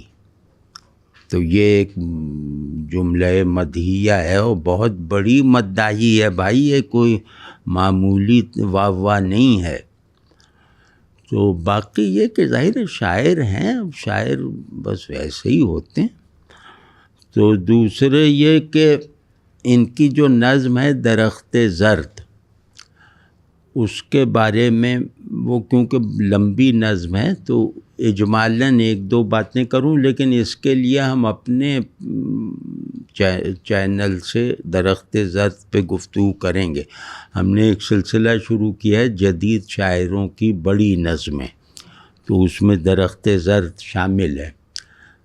تو درخت زرد بھی مطلب اگر مجھ سے پوچھا جائے کہ اردو شاعری میں سیٹریکل ٹریجڈی یا اذیت پسندانہ المناکی کا کوئی نمونہ ہے یا سب سے بڑا نمونہ ہمیں دکھاؤ، تو میں درخت زرد کا نام لوں گا. تو وہ مطلب اس میں جیسے پاگل پن بھی ہے، شدت علم سے، شدت علم سے جو ہے غصہ بھی ہے، یعنی سب چیزیں اس میں، ایبسرڈیٹی بھی ہے، گالیاں بھی ہیں، سب کچھ ہے. لیکن وہ سب کا جو مادہ ہے، مصدر، وہ علمیہ ہے. اور آپ کو ان کے سارے مضامین ہلنے نہیں دیں گے اس علمیہ تھیم سے. یہ قدرت کلام ہے اور یہ سچائی ہے، کیونکہ اتفاق ہے کہ انہیں بھی کوئی دکھ اٹھانا پڑ گیا. تو وہ اس میں جو ہے انہوں نے کمال کی نظم ہے. لیکن کیونکہ شخصیت بڑی نہ ہو نا، تو وہ بڑائی کو مفصل زیادہ کر دیتی ہے. یعنی بڑائی میں ایک اجمال محفوظ رہے گا اس کی تفصیل کے تمام مراحل میں. یہ وہ نہیں کر پاتے. یہ کالم لکھنا بھی شروع کر دیتے ہیں بیچ بیچ میں، اور بات جیسے لگ رہا ہے کہ مجھے لمبی بات کرنی ہے، تو اس سے جو ہے نا علمیہ جو ہے جیسے وہ ربر کی طرح کھنچ جاتا ہے، تو اس کی دباغت متاثر ہو جاتی ہے. تو وہ شخصیت کی کمزوری ہے. تو علمیہ تو بہت ظاہر ہے، دنیا کا سب سے بڑا لٹریچر علمیہ ہے. دنیا میں سب سے بڑا ایکسپیرینس المیہ ہوتا ہے، سب سے اونچا خیال ٹریجک ہوتا ہے، وہ بہت بڑی چیز ہے۔ لیکن بہرحال ان کے ہاں، لیکن سچائی ہے نا، ایک واقعہ ہوا اس نے انہیں متاثر کیا، اور اس کے نتیجے میں انہوں نے واپسی میں رات دن لگا کے یہ نظم لکھی، اور یہ بالکل اس نظم کے ٹرانس میں رہے جو دیکھنے والے نے بتایا ہے، اور ان کو کچھ ارد گرد کا ہوش نہیں تھا 4-6 دن جب تک انہوں نے یہ نظم لکھ نہ لی۔ تو اس میں جو ہے وہ، اس میں کچھ چیزیں ہیں وہ اگر پڑھنے کا کہیں 2-4 جگہ پہ ہوا تو عرض کرتا ہوں۔ ایک یہ کہ یہ بیٹے کو کہہ رہے ہیں کہ میں تو سید ہوں، تم خود کو سید نہ کہنا، تم سید نہیں ہو۔ اگر اس کو ذرا برابر بھی آدمی احساس کی سطح پہ لا کے دیکھے تو یہ بہت بڑا دھماکہ، بہت بڑا بھونچال ہے۔ مطلب اس نظم میں ٹریجڈی کا جو بنیادی نقطہ ہے وہ یہ ہے، وہ کیونکہ اس لڑکے نے یہ گئے تو اس نے ذرا سا بدتمیزی سے ریسیو کیا، یہ پہچانے نہیں، اتنے دن بعد گئے تو اس نے کہا ارے میں زریون، اور ان کو شاید دروازے باہر کھڑا کر کے دروازہ بند کر کے اپنی ماں کو اطلاع دینے گئے۔ لیکن اس میں بھی جیسے غلط بیانی سے باز نہیں آتے، سچے تجربے میں بھی غلط بیانی شامل کر دیتے ہیں، اس سے ذرا اس کی وہ زور ٹوٹتا ہے۔ میں اپنے شہر کا سب سے گرامی نام لڑکا تھا، میں بے ہنگام لڑکا تھا، میں صد ہنگام لڑکا تھا، میرے دم سے غضب ہنگامہ رہتا تھا محلوں میں حشر آغاز لڑکا تھا، میں حشر انجام لڑکا تھا۔ اب اس میں کچھ سمجھ نہیں آ رہا کہ حشر آغاز کا کیا مطلب ہے، حشر انجام بڑے بڑے لفظ ہیں نا کہ آپ آوازوں سے مروب ہو جائیں۔ خیر وہ تو ہے۔ میرے ہندو مسلمان سب مجھے سر پر بٹھاتے تھے، انہی کے فیض سے معنی مجھے معنی سکھاتے تھے۔ اب بتاؤ، معنی مجھے معنی سکھاتے تھے۔ اب ایک ابن عربی پڑھیے معنی المعنی، اب انہوں نے کہیں پڑھ لیا ہوگا کہ بھئی وہ تو کہتے ہیں معنی المعنی، اسم الاسم، تو کہا بس اس پہ ہاتھ صاف کرنا ہے، تو وہ معنی مجھے معنی سکھاتے تھے۔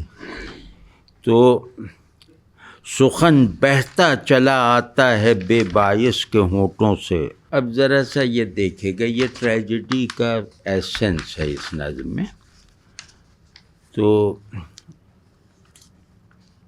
پر اب میری یہ شہرت ہے کہ میں بس ایک شرابی ہوں، میں اپنے دودمانے علم کی خانہ خرابی ہوں، سگانے خوک زادے برزنوں بازار بے مغزی،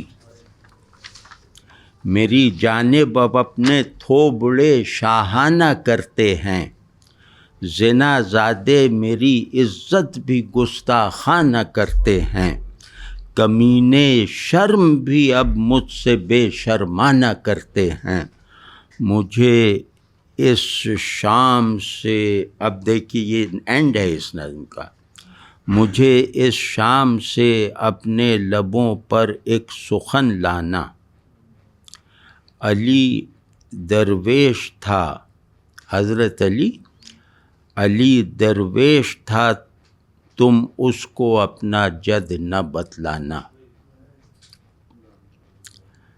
وہ سبطین محمد جن کو جانے کیوں بہت عرفہ، تم ان کی دور کی نسبت سے بھی یکسر مکر جانا،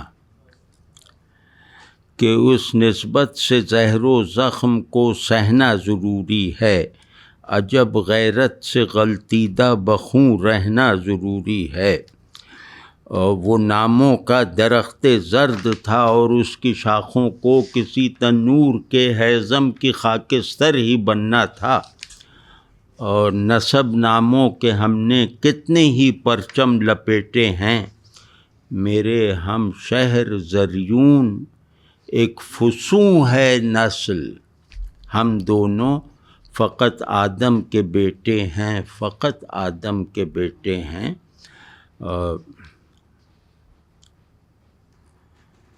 ہاں بس یہاں جو ہے یہ اس میں جو یہ ہے بنائے علمیہ، اور اس کو ظاہر ہے کہ انہوں نے محسوس کیا اور نہایت شدت سے، لیکن اس شدت میں جیسے اس شدت میں یہ اپنا مرتبہ نہیں بھولے۔ ٹریجک ایکسپیرینس اس وقت گدلا ہو جاتا ہے جب ٹریجڈی سے گزرنے والا اپنا قصیدہ پڑھنا شروع کر دے، تو ٹریجڈی کا پورا منظر دھندلا جاتا ہے نا۔ تو وہ تو ہے، لیکن اپنی کچھ کمزوریوں کے باوجود یہ نظم جدید نظم کی تاریخ میں ایک بڑی نظموں میں شامل ہوگی، اور اگر انہیں بھی کوئی عذرا پاؤنڈ جیسا ایڈیٹر مل جاتا تو اس نظم کو آدھا کر کے اگر آپ دیکھیں اچھی طرح ایڈٹ کر کے تو یہ واقعی بڑی نظم بن جاتی ہے۔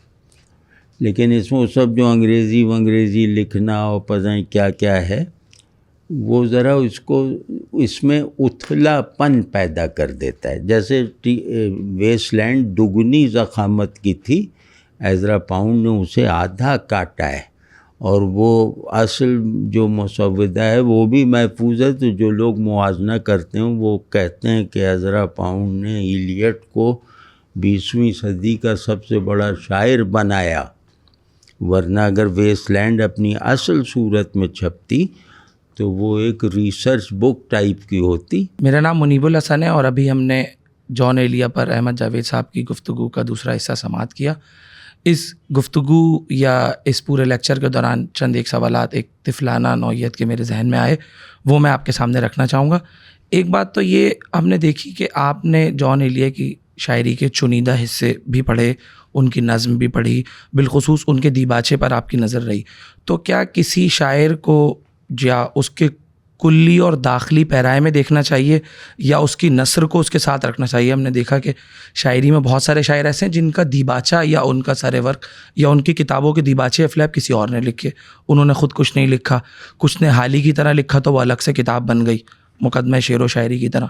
تو جان ایلیا کو سمجھنے کے لیے کسی عام ریڈر یا قاری کو ان کی نثر بھی دیکھنا ہوگی، ان کے جو فرنود نام کے جو انشائیہ اور دیگر مضامین ہیں، یا جو گفتگو بھی کچھ لوگوں نے ان کی اب چھاپنا شروع کی ہے، خالد احمد انصاری کی کتاب ہے، اس طرح جان ایلیا کو دیکھنا چاہیے؟ یہ پہلا حصہ ہے سوال کا۔ ہاں، ان کی کلیت میں دیکھنا چاہیے، اور وہ اگر آپ کریٹیکل انالیسس کرنا چاہتے ہیں جان ایلیا کا تو ان کی نثر کی روشنی میں ان کی شاعری کو دیکھنا ناگزیر ہو جاتا ہے، کیونکہ انہوں نے اپنی نثر یا شاعر کے دیباچے میں اپنے بڑے جو ان کے مذہبی موقف وغیرہ ہیں ان کو دلیل فراہم کی ہے۔ تو جیسے حالی کی شاعری بھی مقدمہ شعر و شاعری کے ساتھ دیکھی جاتی ہے، ان کے دوسرے دور کی شاعری۔ لیکن یہ عسکری نے میرے خیال ہے کہیں لکھا کہ جو حالی کا نظریہ شعر ہے وہ ان کی اپنی شاعری پہ اطلاق نہیں ہوتا اس کا۔ نہیں، دوسرے دور کی شاعری جو اس کے بعد کی ہے جی، تو اس پہ اطلاق ہوتا ہے۔ اچھا، تو وہ نہیں، جیسے اب عزرا پاؤنڈ ہے، اس نے اپنے کینٹوس کے بارے میں لکھ دیا، تو اب میں جب بھی اس کے کینٹوز جو بہت مشکل ہیں انہیں جب بھی سمجھنے کی کوشش کروں گا تو عزرا پاؤنڈ کا ان کے بارے میں جو تعارفی شذرہ ہے اس کو اہمیت دے کر مدد لوں گا۔ اچھا، جیسے کولریج نے لکھے شعراء کے بارے میں کچھ دیباچے، اور اس نے جو تعریف ان کی لکھی ہے، مضامین لکھے، اس قسم کا اگر کوئی شاعر اپنے بارے میں لکھے یہ ضروری نہیں ہے؟ ہاں نہیں، اس میں یہ کہ آپ کا دیباچہ کسی اور نے لکھا تو دیباچہ اس کتاب کا حصہ نہیں ہے۔ آپ خود لکھیں گے تو وہ حصہ ہو جائے گا اس کا، دیکھا جائے گا. اچھا دوسرا ہے کہ اردو یا اور دیگر زبانوں کی شاعری میں ہم نے دیکھا کہ نظریہ شعر ایک تشکیل پاتا ہے اور بہت سے نقاد جو ہیں یا ناقدین جو ہیں وہ اس کی پیروی بھی کرتے ہیں. ہمارے یہاں عسکری صاحب والی تنقید یا یہ کہہ لیں کہ ماں بعد عسکری اور ان سے پہلے اور بعد کی تنقید الگ ہے. فاروقی صاحب والا معیار بالکل الگ ہے. کچھ لوگوں نے کہا کہ جی یہ مدرسانہ بھی ایک قسم کی تنقید ہوتی ہے، جیسے کشفی صاحب اور لیث صاحب لکھتے رہے، اب سید عبداللہ کے مضامین بھی ہو گئے.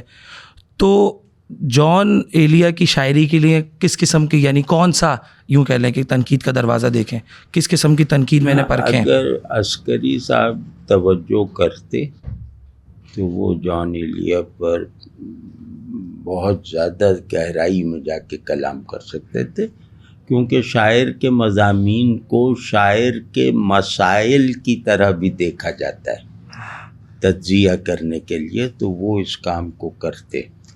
یا سلیم احمد سے لکھوانے کی وہ کیا تھا لیکن وہ نہیں لکھا انہوں نے، تو وہ کر سکتے تھے. ان کا جو ہے نا جیسے ایک تنقیدی بے باکی کے ساتھ جو ان کا تجزیہ کرے گا وہ کامیاب ہوگا.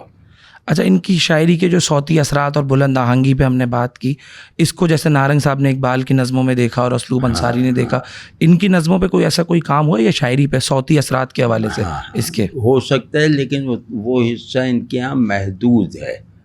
نظموں میں جو بڑی وہ پرچم وغیرہ یہ سب، تو وہ جو ان کے یہاں صوت ہے نا بلند آہنگی، وہ شور کی طرح ہے، یعنی اس میں آواز زیادہ ہے، آواز اونچی کر دی بس وہ ہے.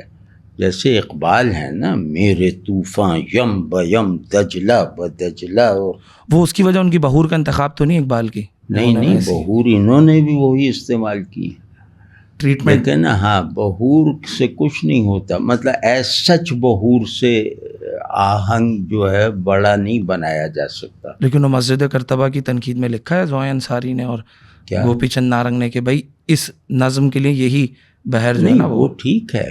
اقبال نے یہ بتایا نا کہ اس بحر کی یہ خاصیت ہے، اس سے پہلے دکھا دیجئے کہ اس بحر کا ایسا استعمال ہو، اردو میں بھی فارسی میں بھی. ایسا نہیں، اصل میں ہوتا یہ ہے کہ ہر لفظ جو ہے نا اس کی 3 جہتیں ہیں، ایک اس کا معنی، ایک وہ بطور تصویر اور ایک بطور آواز.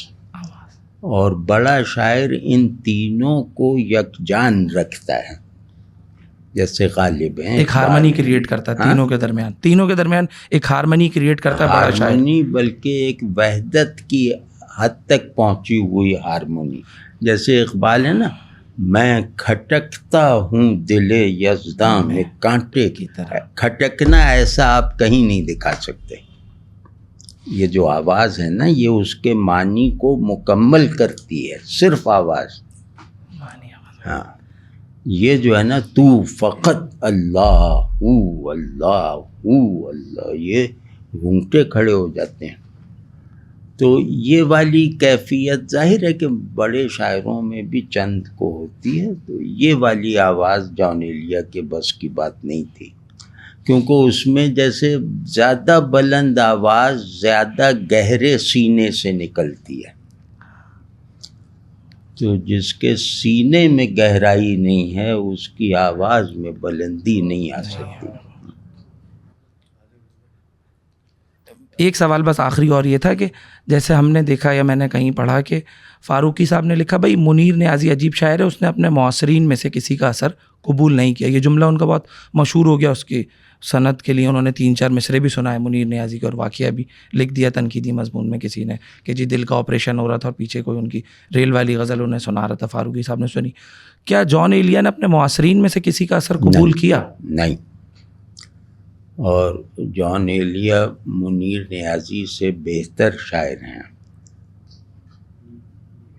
اور انہوں نے بھی کوئی اثر نہیں قبول. منیر نیازی کی انفرادیت ٹپیکل ہے.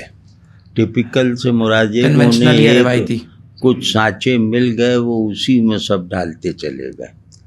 ان کے یہاں سانچے زیادہ ہیں منیر نیازی کے مقابلے میں. اور ان سانچوں کا ٹریٹمنٹ بھی الگ ہے. ہاں ٹریٹمنٹ قدرت کلام کے ساتھ ہے. منیر نیازی ریل کی سیٹی بجی تو دل لہو سے بھر گیا. اب یہ کچھ سمجھ نہیں. ایک تیز تیر تھا کہ لگا اور نکل گیا. ہاں صبح کاذب کی ہوا میں کیا درد تھا.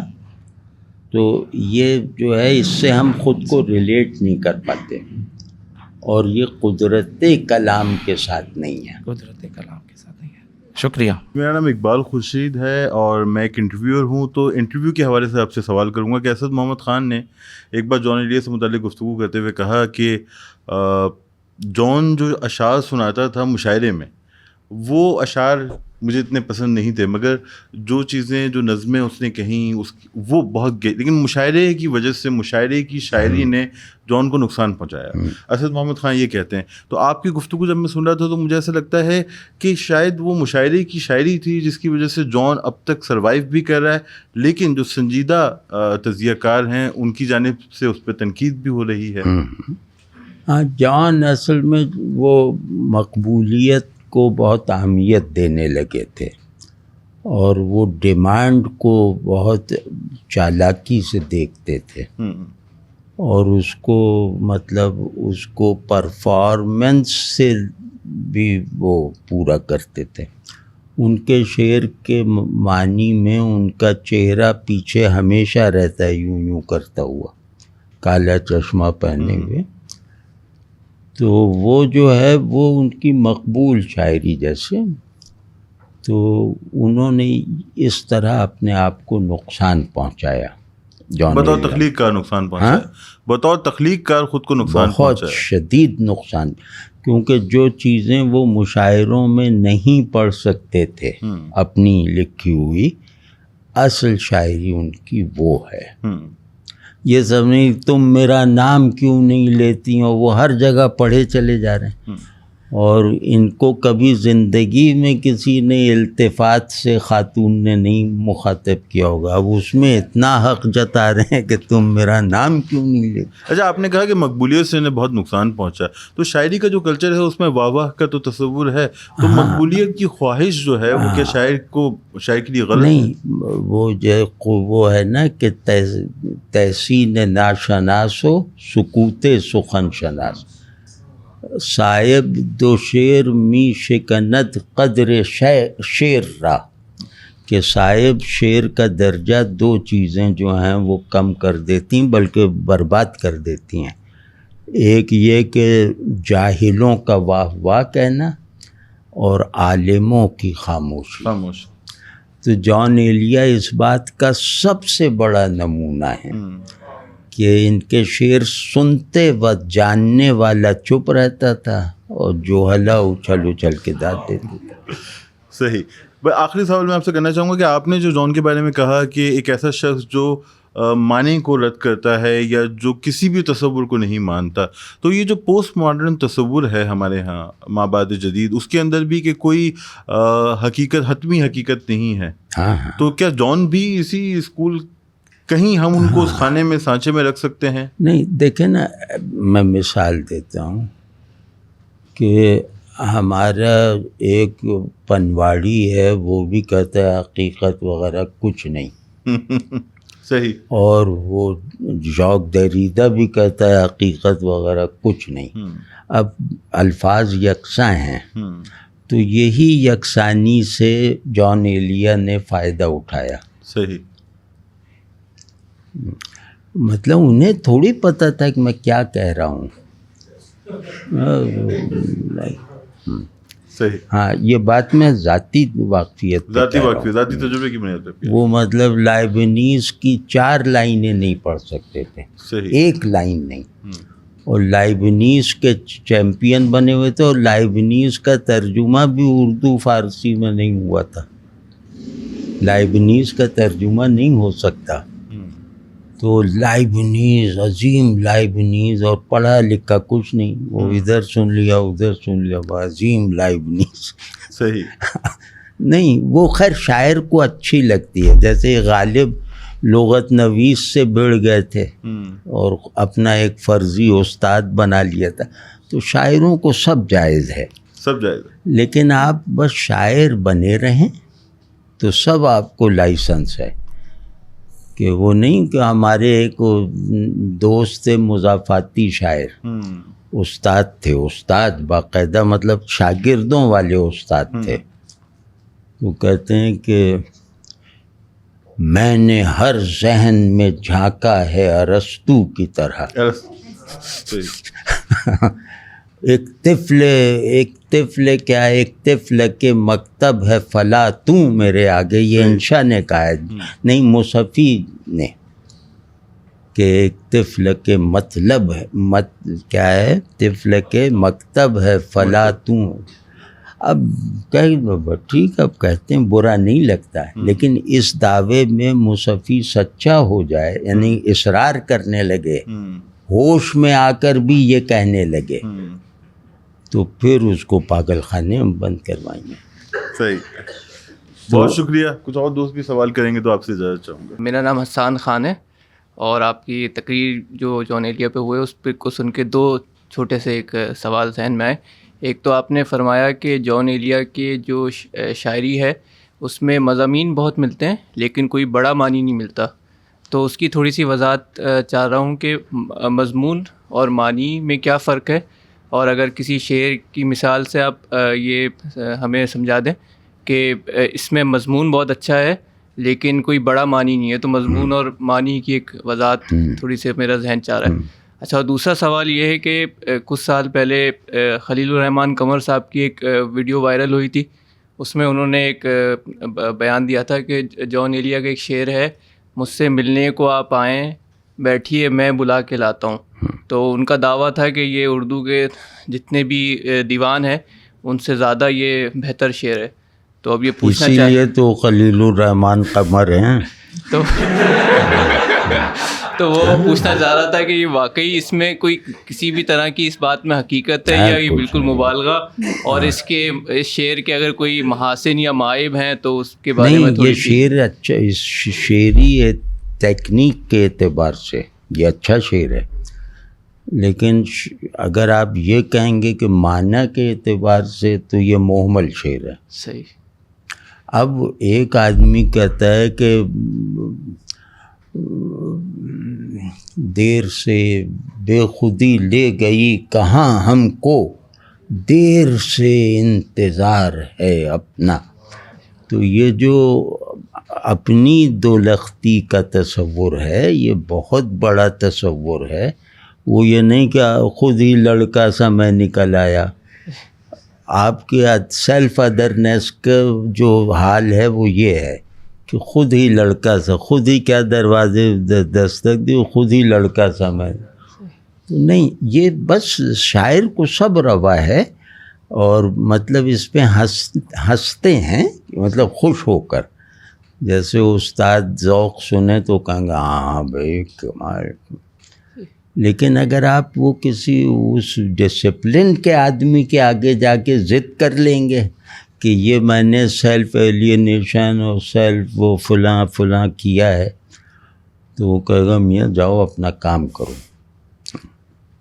یہ نہ کریں. اپنی شرارت سے بڑی بڑی براق باتیں آپ نے نکال لیں شاعر کی حیثیت سے، بس وہاں تک محدود رہیں. شعر کی انہی شعروں کی شرح ان سے میں پوچھ لیتا نا، سادہ سا مطلب، تو وہ 10 برس نہ بتا سکتے. یہی جو آپ کہہ رہے ہیں نا، ٹھہر کیا میں بلا کے لاتا ہوں، اس سے ملنے کو آپ آئیں ٹھہریے میں بلا کے لاتا ہوں. کچھ نہیں، بے معنی شعر ہے. مطلب وہ خود نہیں سمجھ سکتے تو نہ سمجھا سکتے. اب یہی بات فرض کے حکیم مومن سے پوچھتے کہ وہ میرے پاس ہوتے ہیں جب گویا جب کوئی دوسرا نہیں ہوتا، تو وہ آپ کو 1 گھنٹہ سمجھا دیتے کہ اس کے پیچھے اس کی علمی وقت کیا ہے، عرفانی حیثیت کیا ہے.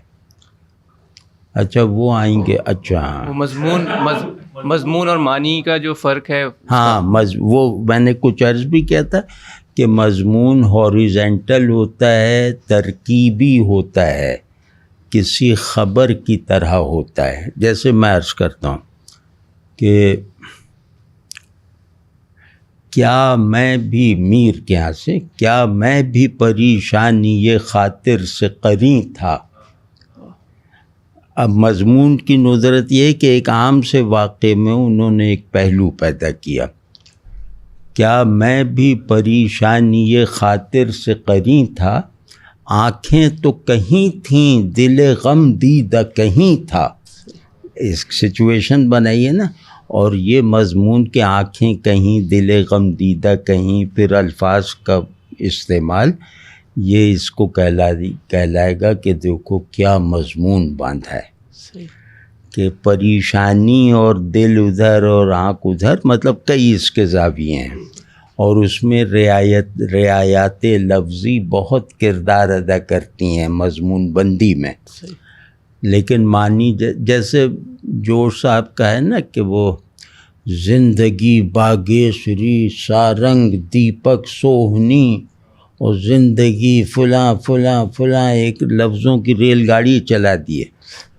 اور گل کا پھول والوں کی گلی، پھول والوں کے لیے چمپا، پھول نہیں، شہر دل میں پھول والوں کی گلی ہے زندگی، اور کیا سناروں کے لیے چمپا کلی ہے زندگی.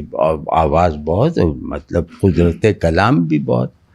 اب اقبال کہتے ہیں زندگانی کی حقیقت کو حکن کے دل سے پوچھ، جو شیرو تیشو سنگے گراں ہے زندگی، تو اسے پیمانۂ امروز و فردا سے نہ ناپ، جاویداں پے ہم دواں ہر دم جواں ہے.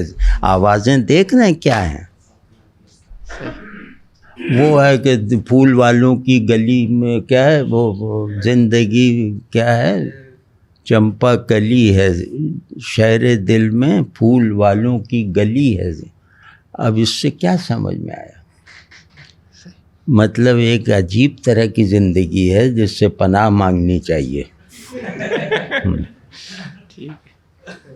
بہت محمد علی جعفری عرض کر رہا ہوں.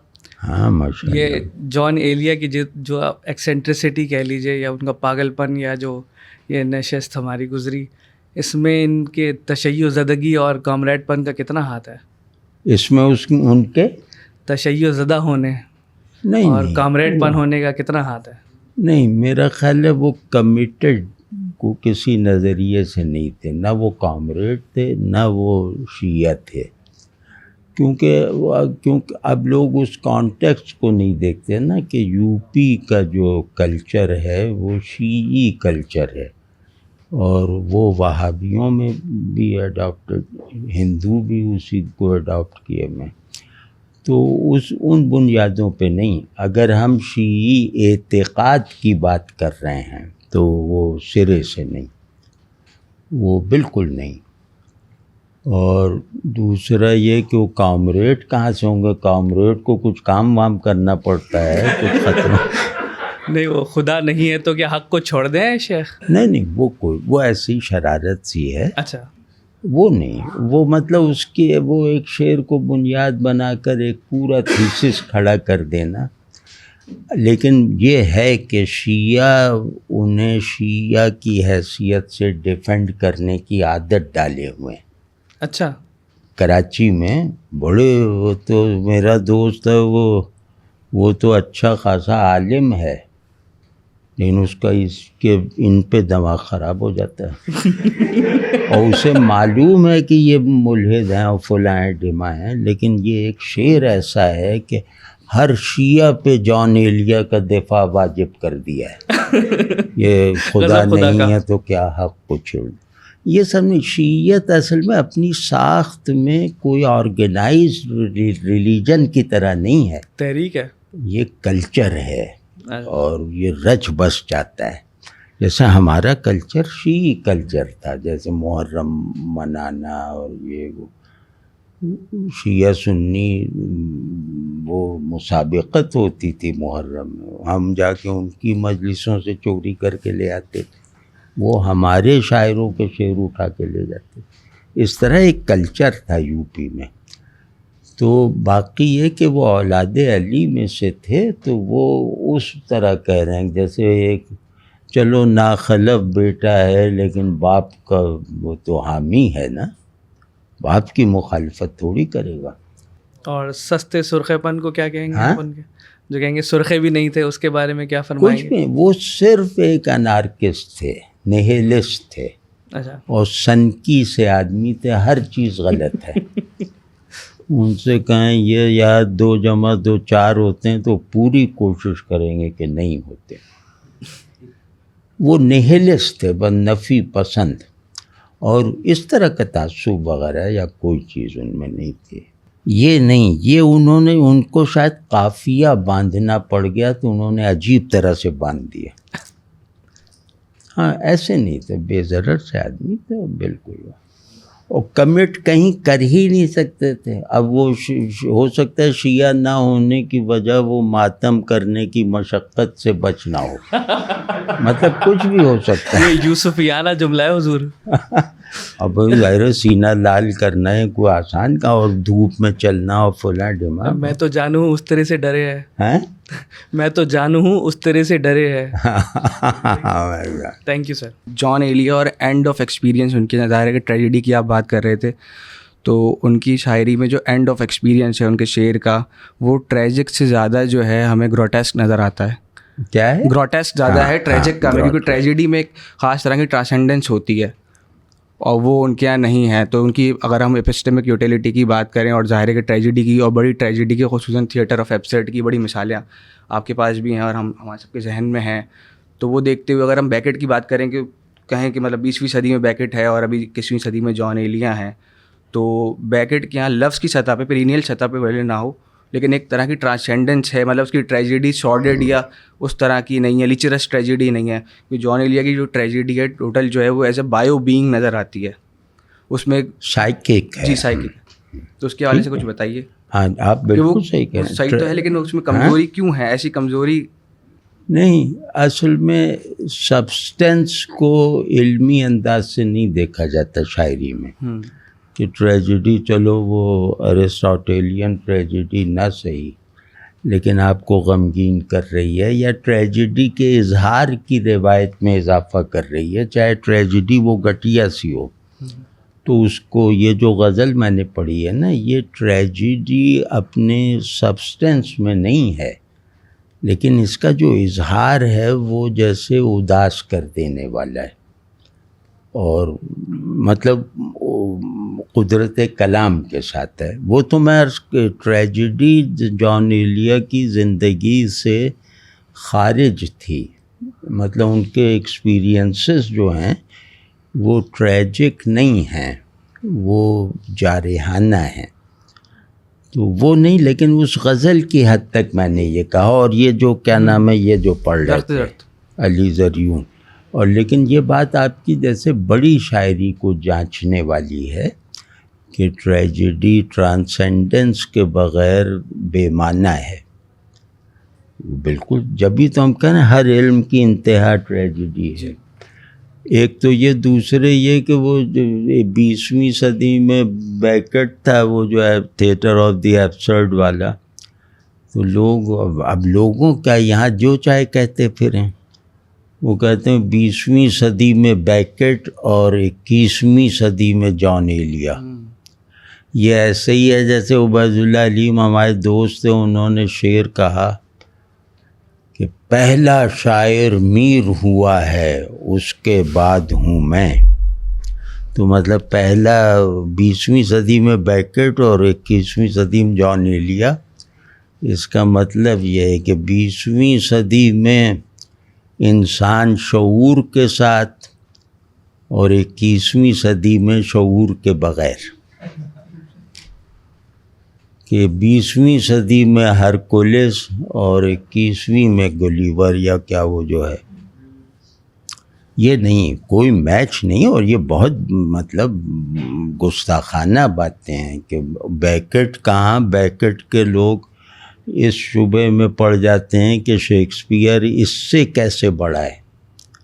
آپ اس کے ساتھ ایک آدمی کو مل کب ممکن ہی نہیں ہے، یا وہ نہیں، وہ کلاس جان ایلیا نہیں ہے. تو ہم اگر ان کے اچھے شاعروں میں گن کر اب ان پہ گفتگو کریں نا، کہ اچھے شاعروں میں، جیسے ناصر کاظمی، منیر نیازی، اس لیول کے، تو اس میں ان کی جگہ بنتی ہے بہت امتیاز کے ساتھ، بہت انفرادیت کے ساتھ۔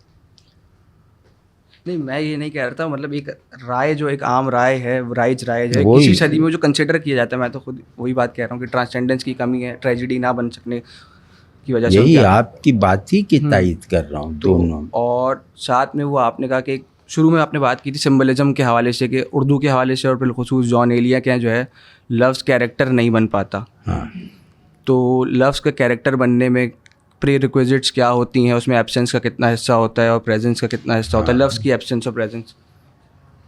بہت ہے یہ بھائی، کسی وقت ان کے ساتھ بھی ایک پوڈ کاسٹ کروا دیے تو یہ سب ہم جان ایلیا کا نام لیے بغیر باتیں کرتے ہیں، کیونکہ وہ جو ہے نا کہ شیروں کا آئین خرگوشوں کو دیکھ کے نہیں بنایا جا سکتا۔